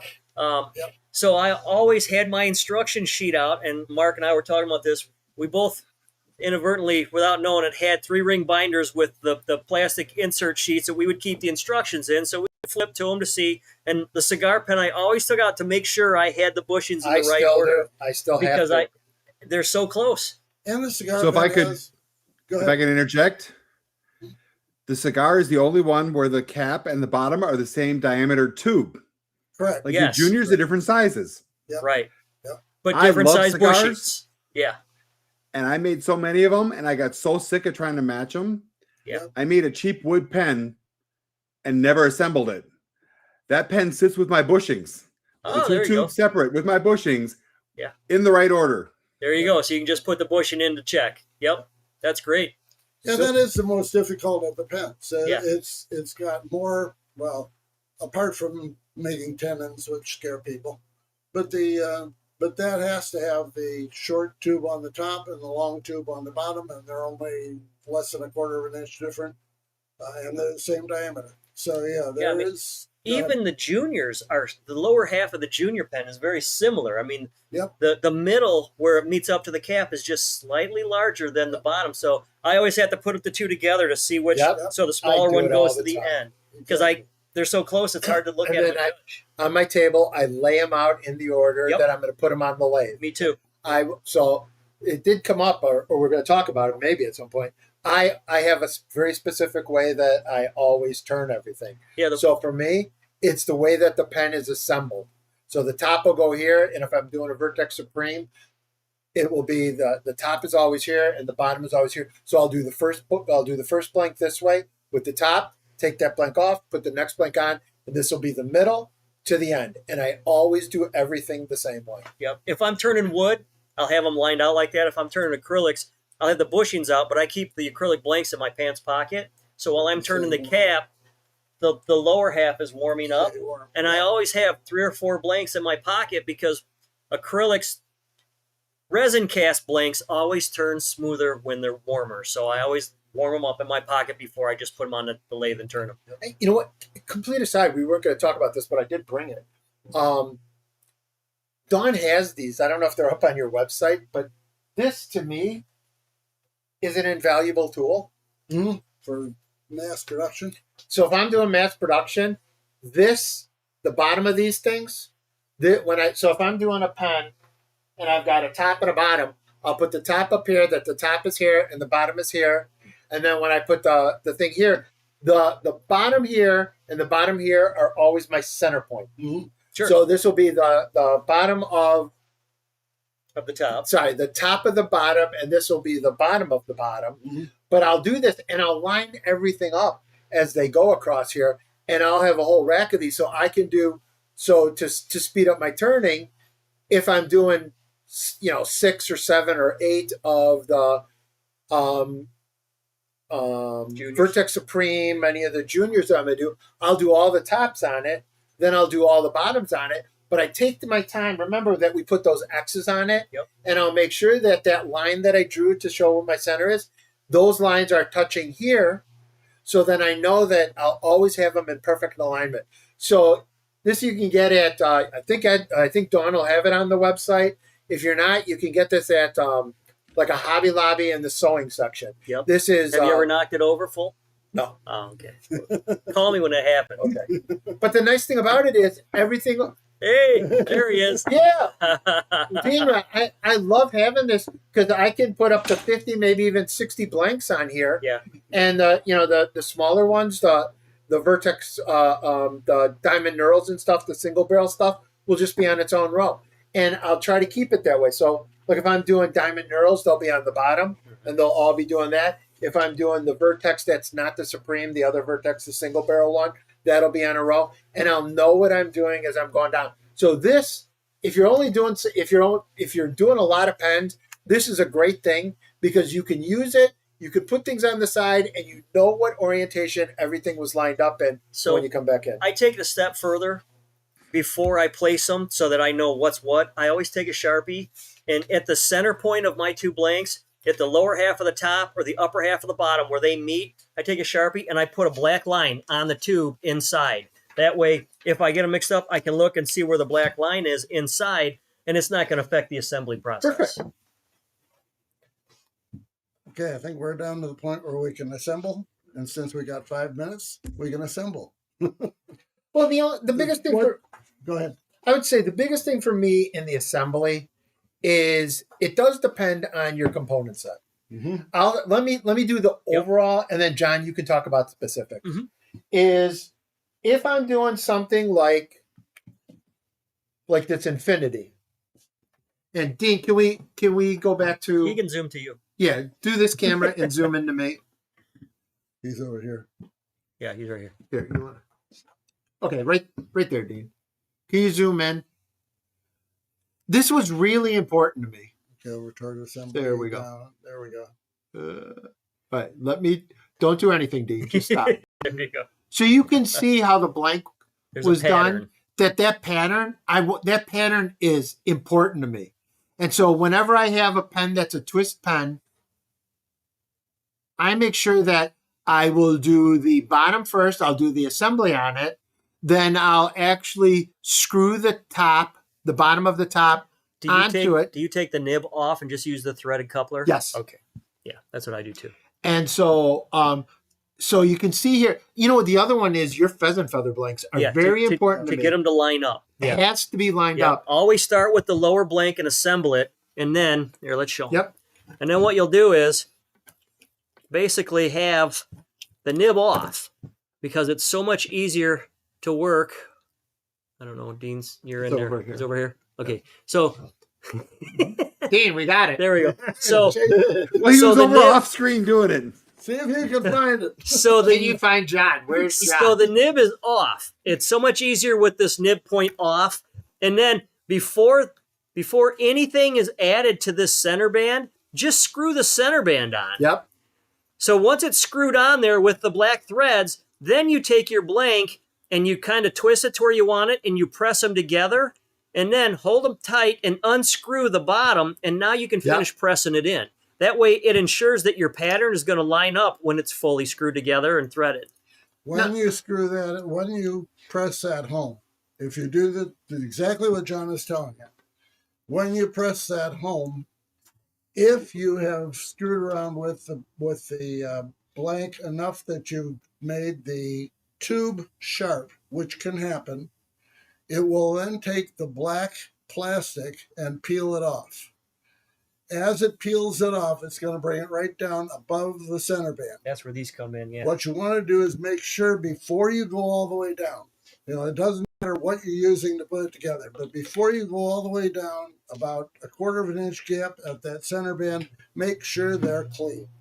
Yep. Once you've got it absolutely clean, then when you push it home, you're not going to look at it and say, oh, shoot, I got a little piece of black stuff sticking out of there. And that, how do we avoid having to take apart the pens that we assemble? That's the worst. We give thought to it before we assemble it, and it becomes significantly easier. Yep. And one thing I'll do also is I'll use blue Loctite. Yep. And I like to put Loctite on everything that I don't want to come out. So before I press that finial in the cab, I'll put a couple small little beads of Loctite inside, and then I'll press it. I'll also, on the clip, the ring of the clip, I'll just go around the top and put a little bit of Loctite, and then I slide the finial through the center of it. So when I press that all in there, once that sets up, your clip isn't going to spin on you. So everything is nice and tight. And you know what? Let me just say this. So I go through when we talked about production, I go through a lot of tubes. Mm-hmm. I go through a lot of blanks. I do a lot of that stuff. So after I'm done doing an assembly on something, I might not be the perfect guy to say that I always kept the tube from this component set with the components from that component set. Mm-hmm. And then I'll go to, a really good one to talk about is, the Diamond Neural Sierra line and stuff like that. and you will see that there's a couple times where I might have used a tube that's 27/64, but it's not all 27/64. And then I'll go to put the cap in, and it just goes in way too easy. Yes. And that's where that blue Loctite comes in. Absolutely. I will admit, John, you taught me the blue Loctite. I will admit, the first couple times I did it, I did CA. I did too. Oh I've used my epoxy. God, I've what a used mistake CA. that was. But the problem is CA will eventually crack and chip and loosen and come apart. Well, or CA will get on the outside. CA gets on the blank. Or and, CA will drip on the inside so that Yes. you can't get the other part off. and the problem is, after you finish the pen, if you get CA or epoxy on there, you've got to refinish it all again because you can't just wipe it off. This stuff, I could fill this whole thing with Loctite right now, wipe it off, and you wouldn't even know it. Yeah. Once it sets up, it's great, but you can wipe it off and clean it up real easy. So that's what I like about You it. taught me blue Loctite, and I love that stuff now. I can't live without it. Even on my diamond knurls, when I'm putting a diamond knurl together, I put blue Loctite on the top of it, the cap. I put it on the finial or the transmission inside, so nobody's knocking the transmission up. The only one I don't do it on is the nib, so that way they can unscrew the nib to change the ink. Retracted one. Where do you make it registered? So on a double barrel pen, I have it when the top was completely tightened in to the bottom. That's where I have things match up. And it's when it's I think that's closed. going to be universal. Yes, among most absolutely. pen When makers. it's closed. When it's Yeah. closed. Yeah. But I agree. I mean, that is a question I've seen all the time. Well, and- so it's an excellent question. And these threads, right? They have two different starts. Yes. So one time it may look perfect, but if it's opposite, then all you do is unscrew it enough to So see you the click it. click. And once it clicks, put it back on, and it's in line again. So, and that's what works Restarts. great with the feathers. Yeah, Yeah, exactly. Triple start. Triple. And that's what I like about the feather is I can either have the two feathers top and bottom line up, or I can have them staggered. Because sometimes I just like them staggered. I like them perfectly lined up. Yeah. And I spend a lot of time on your blanks to get that stuff perfectly Well, lined once up. they're lined up, you can stagger them just by one less One click, less, that's right, right. on the thread Yeah. rotation. Yeah. So you don't have to take it apart. The other thing I want to be very clear on is when you get these kits in a Ziploc bag, all the parts are usually there. When you open the bag and drop it on your bench, and your bench is wood and they start bouncing around, all the parts are not usually there. Right. So make sure when you get a new kit that you put some kind of plastic container down there. We use Right. shoe boxes. Yeah, I mean, a box, a bowl, Tupperware anything. is good. Exactly. But and if someone wants them, let me know and I'll bring some to the MPG. I must have 400 boxes from Junior Majestics and Mhm. Majestics, and those little Yeah, boxes the little white are ones. perfect. Those Yeah. little white boxes, Yep. and I probably have 400 of them stacked up on my wall. Yep. Well, there's a selfish interest here because as we get more and more pens similar to the Infinity, all those parts are being manufactured intentionally so that they will interchange with other pens of the same design. Difficulty with that is none of them are attached to the piece that they're on at the present time, so when you open that up, it's all going to fall everywhere. Right. Please keep track of where it's falling so that you save yourself a lot of looking through your dirt on the floor. I've been there and done that a lot of times. Yep. So JP Woodwork asks a great question. Yep. I know this is where Ed, you and I differ. Oh, uh-oh. On bushings, I know that, the thought is once I buy a set of bushings, they're going to last forever. I don't look at it that way. Yep. I know that I'm going to use mine. I know that I'm gonna nick mine. I've gotten better as I've turned I more. agree, They 100%. last longer. When I was younger, I'd go through 7 bushings in a month. Yep. But I'd make 20 times the amount of pens as I do now. So yeah, I forgot who asked the question. JP Woodwork. If JP, I will be replacing my bushings. Ed knows. I think the first time he said, because I bought for my Vertex Supremes, I bought 5 sets of bushings, and you went, Yeah. What do you need 5 sets of bushings for? I always Because I'm have going to do one or it for two a on year. hand. Me too. I'll I'm going buy to do them for a year. I'll buy 3 or 4 at a time. That way I've got them. I keep them in a small little drawer organizer, and every drawer is labeled what That's pen exactly it is. it. And the weird part about it is, And I can only actually- take one drawer out at a time Yep. so they don't get switched. So I've got shoe boxes behind my thing Yep. where I've got my replacements. In the drawer, I've got just my set of the ones that I'm currently working on.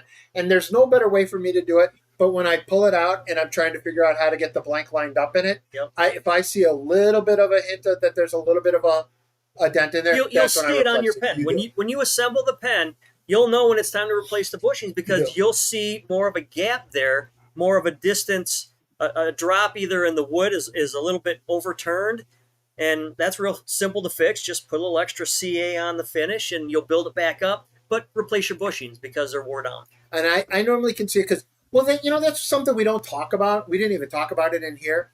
Is John, you know this, right? If you come to my house, my basement, those of us who are, you call it your studio because somehow people think it's more impressive, Right. but it's my basement. Yeah, mine too. I have got my lathe. I've got I do a Jet Powermatic 3250. I've got an intense Jet Powermatic chrome, the light you've got on yours. Yep. I've got fluorescent lights in my ceiling. Yep. I've got a shop light that's directly down on top of it. And then I've got one of those claw lights that I put on here. I have got so You don't much have the little light. lights on your head that shine down But when I you're have looking. so much We light can on get you it some of those too. that I can Then see. he'd be brighter.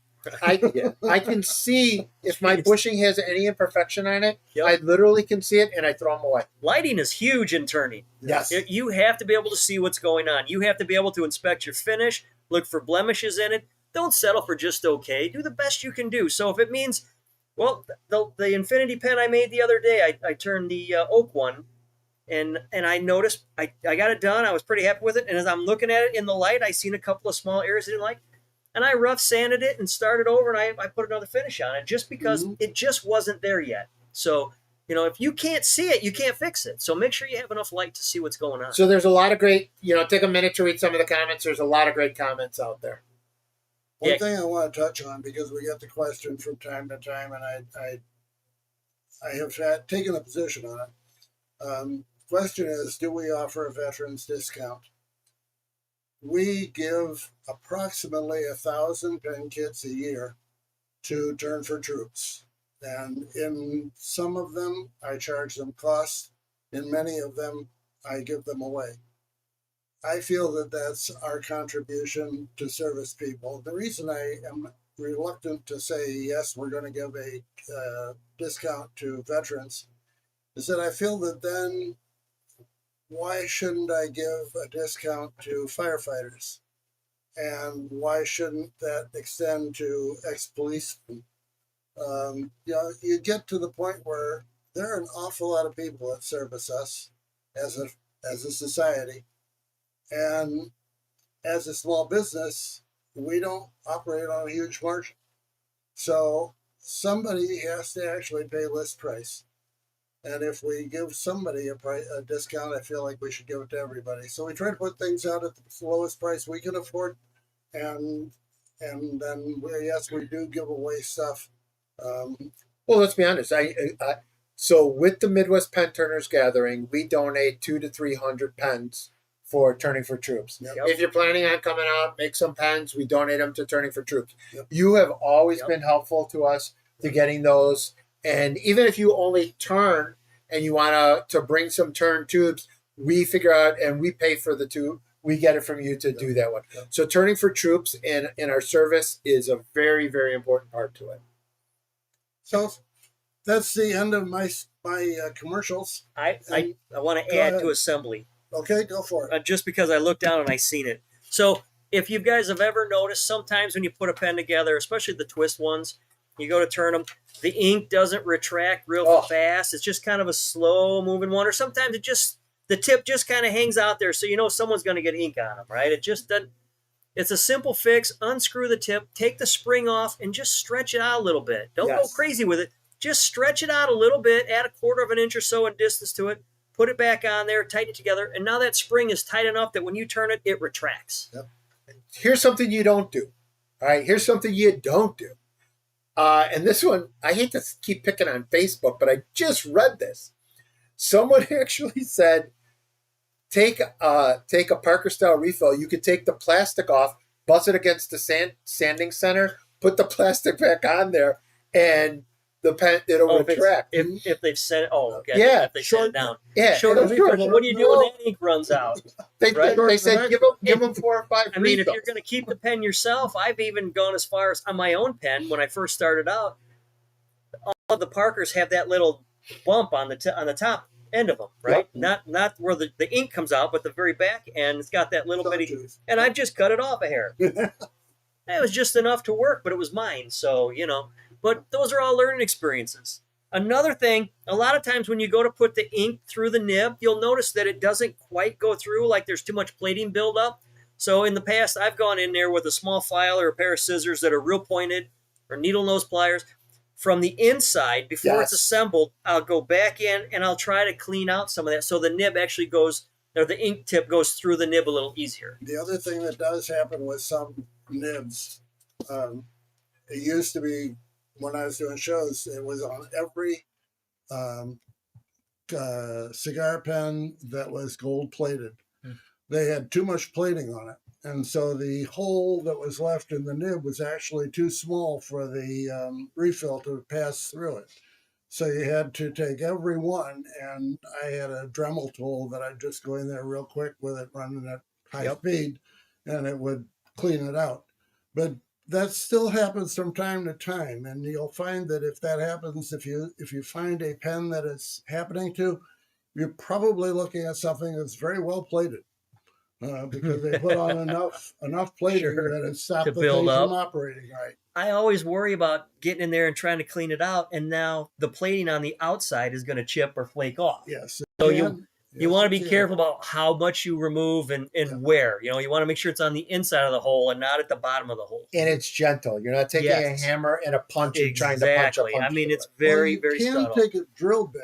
That's actually I've done that. I've done that. 0.10 drill bit, which is I think a 43 I've done it with my fingers. numbered ones. Yeah, I've done it exactly, John. I've done it with my fingers. Yeah, and- don't put it in a drill motor. No, that Right. would be a bad idea. But, okay, sorry. No, that's fine. That's fine. I agree. That's pretty much everything I have as far as going through my notes. And we're past 8:00, so like always, if you want to stay and converse, please feel free.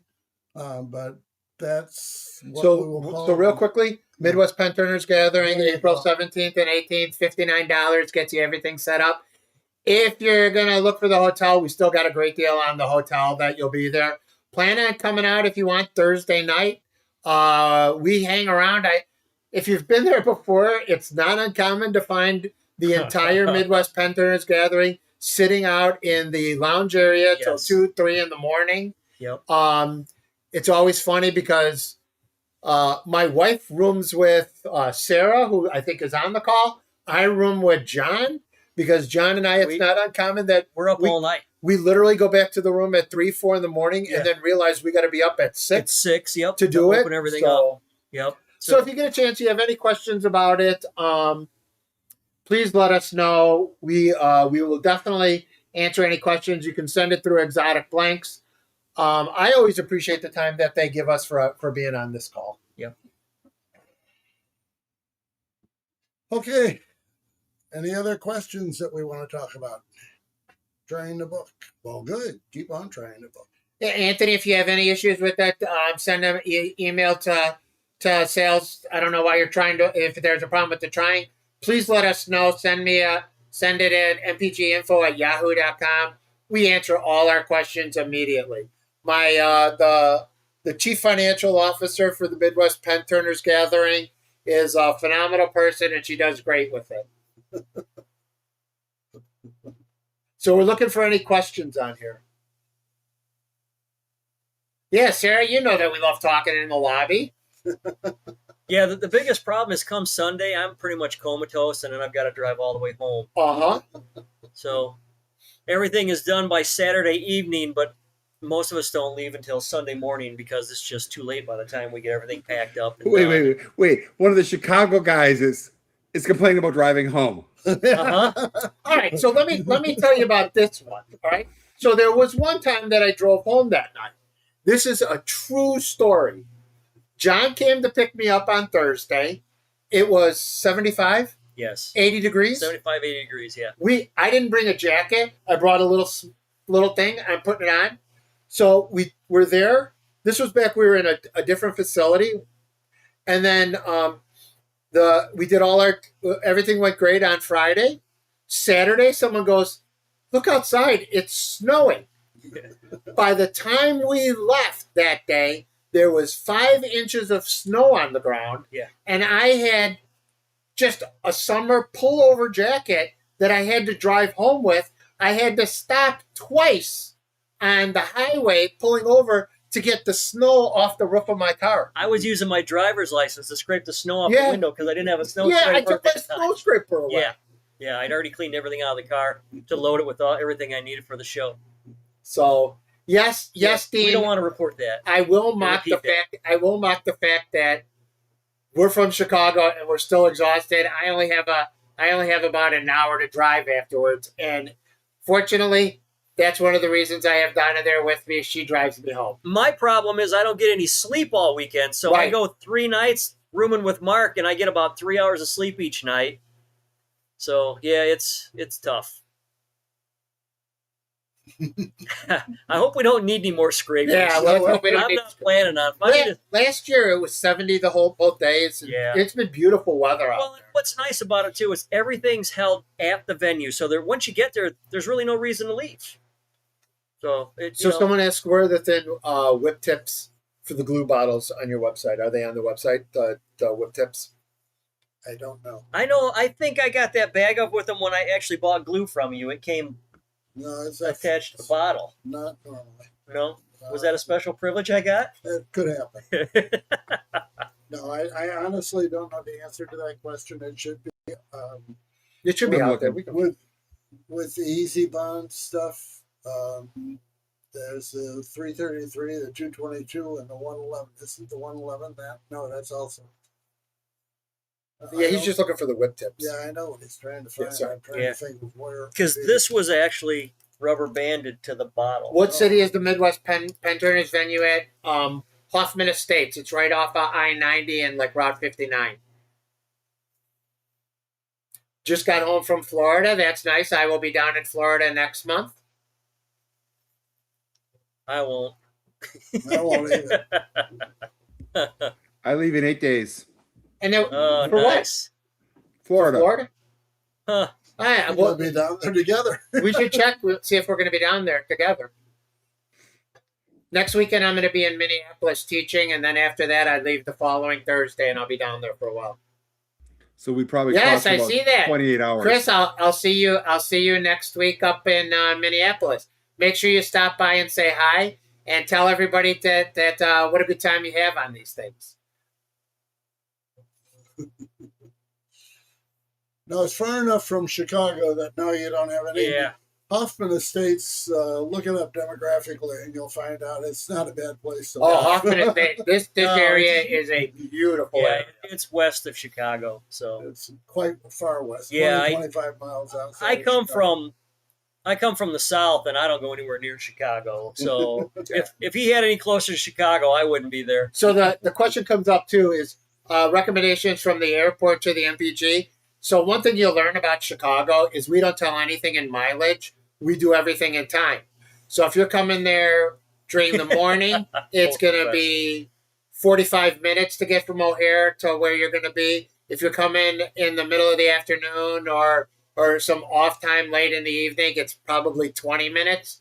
But I would tell you Uber is the best way to do it. Any of the Uber rides, it'll be cheap. It's a very, I don't want to dwell on it. It's a very safe, very easy area. We're in Chicago. We're about, the MPG will be about 45 to 50 miles at least directly west. Yeah, you won't need a bulletproof vest for it. It's a nice area. Like Batavia with the Mercedes-Benz police cars. How do you know? So I actually I know Batavia. My kids went through the Batavia school system. We actually live on the border of Batavia. I work for the Batavia Food Pantry. So if you're talking about Batavia, Illinois, you know exactly where I live.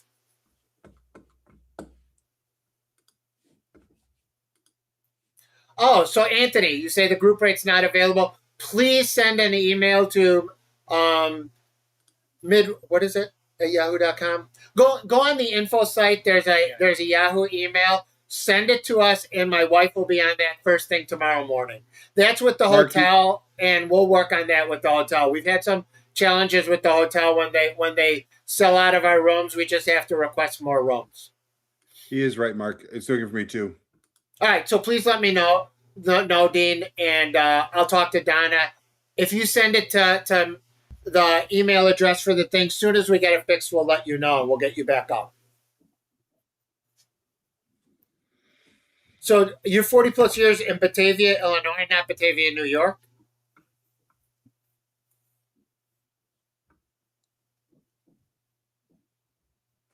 Okay. Yes, if you want to volunteer, Anthony, we're always looking for volunteers. There's a lot of fun stuff to be doing it. So if you're okay, Kenosha, okay.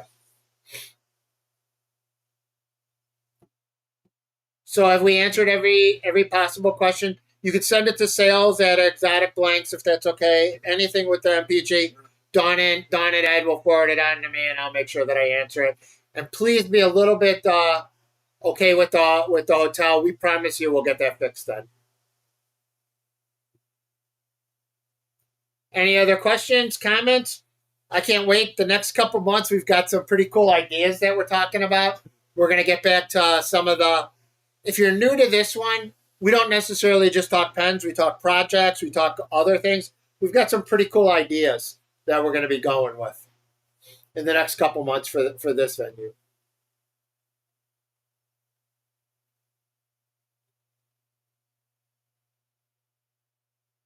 Do you ever get close to Memphis? To be honest with you, Well, in August we'll be in Tennessee. in August, Nashville, outside of John and I will be in Nashville doing a demonstration and a 3-day class for Jet class Powermatic. for Jet Powermatic, and we're going to actually be talking casting and turning and everything we did tonight. It'll be We're hands going to on. be down there. It's going to be hands-on. Yep. If you're interested in that, Mike, please send an email to Ed and Dawn again, if you don't mind, and send it. Sure. You know what? Maybe we should get another account that people can send us to, and we'll let you know.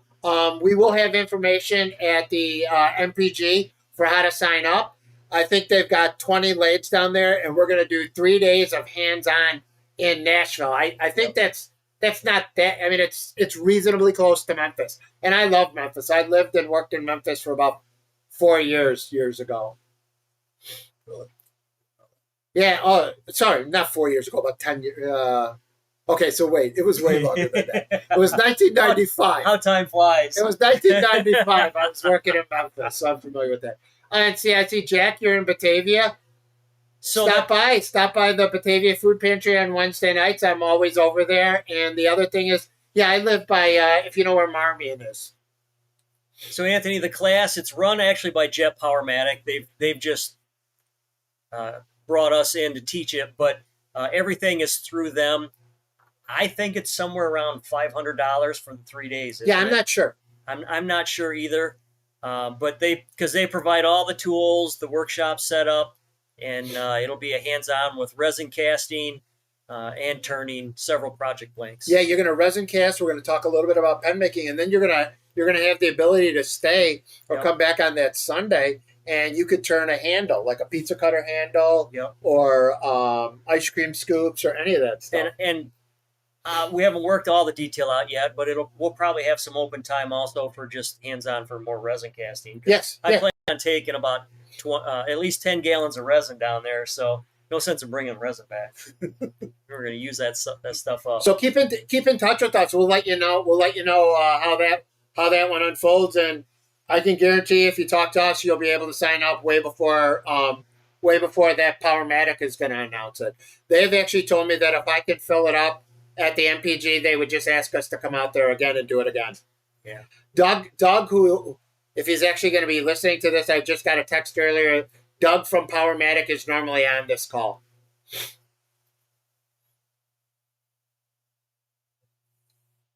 Should we say goodnight? So did you guys we're going to say goodnight in about 30 seconds. Did you guys have fun?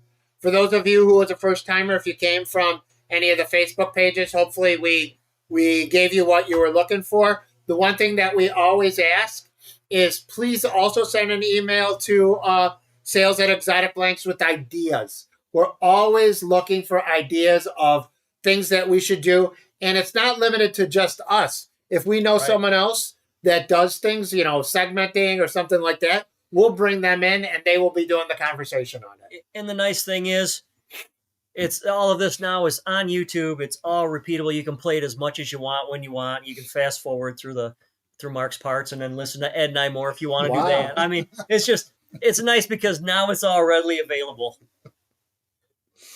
So everybody have a wonderful night. Thank you very much for attending. We appreciate it. And we had a good time, as you can tell. It looks like from the chat, a lot of people had a good time, and that's great. So we will see you all next month again. And then we'll see him April 17th and 18th at the Midwest Pensioners Gathering. Hope Next so. month is March, so we don't have Yep. to worry about that until April. Oh, Good. yeah. We'll do that. I need another month because I got a lot of stuff, a lot of blanks to finish up before then. So Oh, we had some fun kidding. with those. I have a giveaways demo to too. create. yeah, I have 2, possibly 3. I'll do. trade you. I'm doing one on pepper mills, and then a lot of the stuff you see here tonight. I'm doing a beginning class on introduction to pen making, and I'm going to go over a lot of this stuff, a little bit of different spin on it, but a lot of the stuff that we have here. And the nice thing always is you get to walk around, and John and Ed, and you can ask us any questions you want and give us ideas at that point. Yep. I'll be doing a demo on customizing your pens with custom finials and center bands and show you how easy it is to do that. And then one, I believe, on hybrids and embedded objects, and possibly one on color casting and how you can mix things up and get different characteristics. John, what's your website? Well, Dean put the YouTube on there. My website itself is, I actually go through exotic blanks here under the makers, but I do have underhillcreations.com, which is just showing some of my work, but all of my product is here at Exotic Blanks.